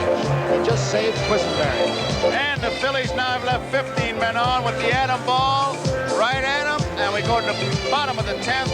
It'll be UL Washington, Wilson, and White. We're tied. Well, with runners on first and second, 1 out, Mike Schmidt off Quisenberry, trying to drive the ball hard to right field. He does down and away, but look who's there. Frank White, winner of 3 consecutive Gold Gloves in the American League, and he turns it into this double play to save the Royals and Quisenberry. They say he's got a knack for turning the double play. Quisenberry does when he comes in. A little unusual this time. I'm not sure that this is the way they'd like to have it, but they certainly do turn a crucial double play. Frank White made a beautiful play on Mike Schmidt's line drive. Bill Kunkel has come in from right field again. Paul Pryor seems to disagree with him because he put up his hands, so I don't know, but Kunkel are going over to the dugout. He did this once before, and it looks like they're going to call Dallas Green out, and we'll get some information just as soon as we can. It's Kunkel. He's down the right field line in the American League, and Paul Pryor's behind the plate. He's the umpire-in-chief. Kunkel is the guy who's behind home plate in game number 2. In fact, he almost missed being there. He was watching his son, Kevin, play soccer, and he had to have a police escort and just barely made game time. We will try and find out for you as soon as we can. Well, as the conference between Green, Kunkel, and Pryor goes on, we're going to ask Ron Lucino. You've been there. What's going on? Do you have any idea? Kunkel keeps pointing to the dugout. The only thing I can figure out is maybe there's an illegal person in the dugout, and Kunkel wants him out of there, and Pryor's saying, hey, there's enough people in there to start a fire now. What's the difference if you have 2 or 3 more? Kunkel's making a U-turn to tell Jim Frey what's going on. We've got communication. We'll find out. Paul Moskow's in communication with a guy with a radar gun down behind home plate. They say there's a light flashing off and on in the Philly dugout for some reason. What it's for or what it's from, they're not sure, but they say there's a light seems to be flashing in the Philly dugout. Proves one thing, umpires have great eyesight. He can see it all the way from the right field foul line. One game it's a carpenter, tonight it's the electrician. Here's Tuck McGraw, who's been the workhorse for these Phillies. UL Washington, a switch hitter, batting right-handed.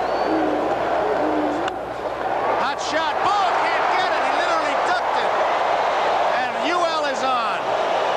That was a funny way to play that ball, Tony. It sure was. Bo had not much choice except to smother it, try and knock it down in front of him. He chose what's going to turn out to be the unwise way, get out of the way.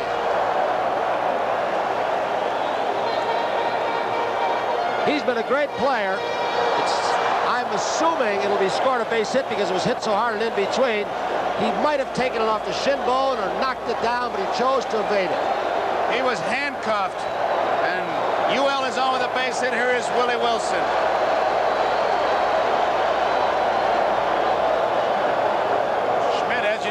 Will charge hard. Squared around already. Look at this. High. All one. Mike Schmidt right in on top of him. Rose charging very hard.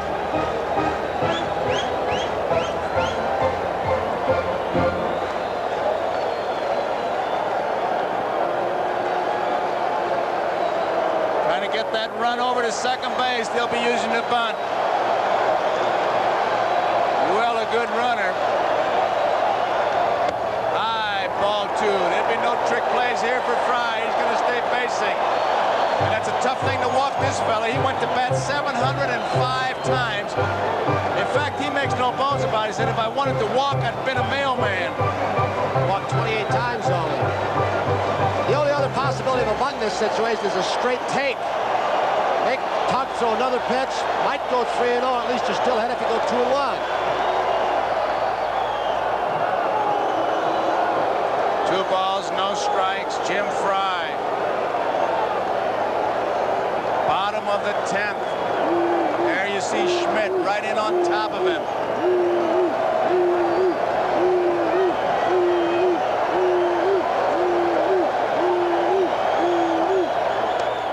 Ball 3.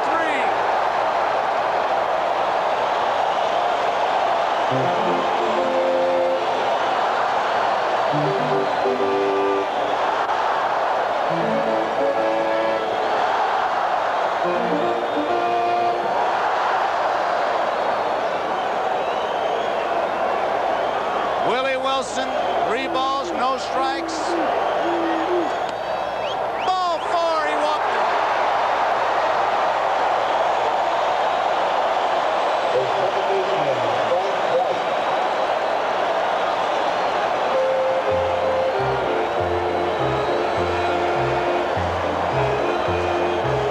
Tuck got himself in a real hole in a bunt situation when Willie Wilson showed that he was simply going to bunt the ball. Tuck couldn't throw a strike. Walked Wilson on 4 pitches. That one a high fastball. Tuck couldn't believe it, but it looked high to me. Dallas Green and Jim Frey looking the situation over. Pete Lecoq really rooting him on because they've got base runners at first and second, nobody out. White, Brett, Aikens coming up. And very simply, the Phillies can't afford to lose. Kansas City cannot. Well, Frank White up there to bunt, advance the runners. He is the best bunter on this team. He has led the American League in sacrifice bunts. He has excellent speed in UL Washington at second and Willie Wilson at first, and he runs too, but he's there to bunt. And watch the play at second base. If Washington gets a big lead, McGraw probably getting set with his signs once again, which would include a pickoff play. And Joe, a lot of teams use a lot of different trick plays, have the shortstop come over to third baseman charge, but with Washington speed at second, that could negate any trick play. You've got to hold him close, and Schmidt may have to feel that ball. You want to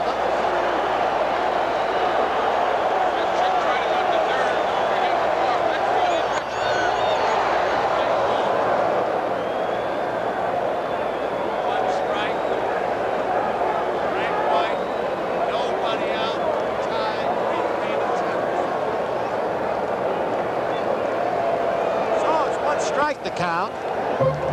Nobody out. 1 strike the count.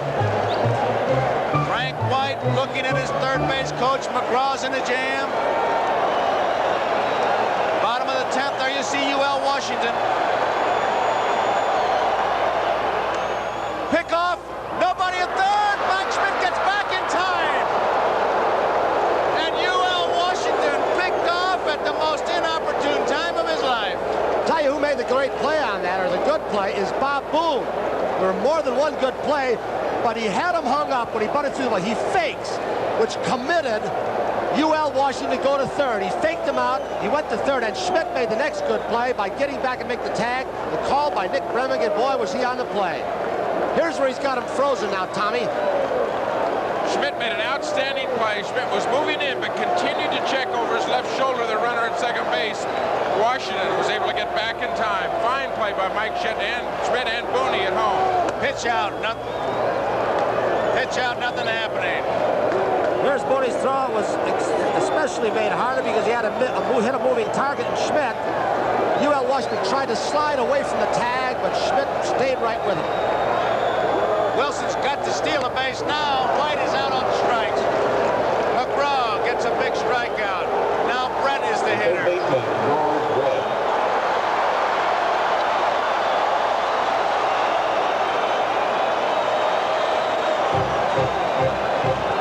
As a catcher, as we look at UL Washington, you think about that because once White missed the ball, UL took a step towards third.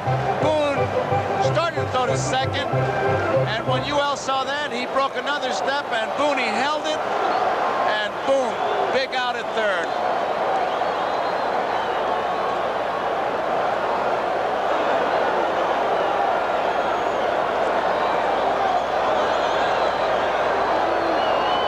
Brett takes a strike. Here's what you're thinking about now. If Willie Wilson steals with 2 outs, they'll walk Brett, their best hitter, to go against Aikens. They're going to have to nail him down to first base. Even if he makes it, it doesn't mean anything. The big play was UL Washington getting picked off. He's going to have 100 reasons, but none of them will count. Booney still thinks he's going to run. UL is really hurting. Ball players don't run on batteries. He knows what he did, except that there are millions of people who saw it. And that is not uncommon. You've done that, Joe, with a good bunter like Whiteup. He bunts through the ball, and you get picked off at second. There goes Wilson, a pitch out. He'll not get it.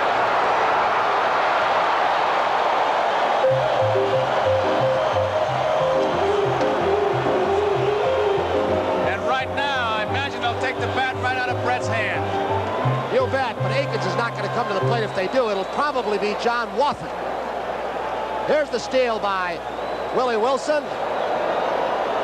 It looks like Larry Bowen never gets to the bag. Willie Wilson still in the base. I don't think Larry got in position to field the ball. A little throw, and if he'd gotten in position, I think they'd have had him.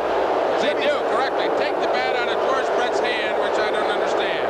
Jimmy Frey, as we look at Dallas Green and Bobby Wine and Lamaro, Jimmy Frey knew that he was not going to let Aikens hit.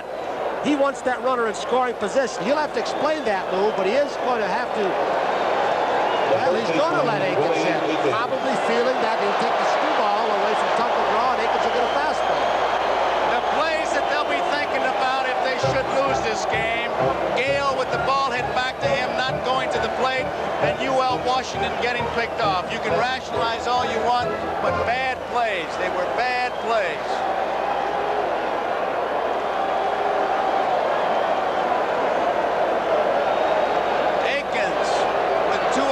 Wilson, who can score on anything, wind blowing in or wind blowing out. Aikens a power man. He has a triple a night. He had 2 home runs the other night. It is low, ball 1. We're in the bottom of the 10th, tied.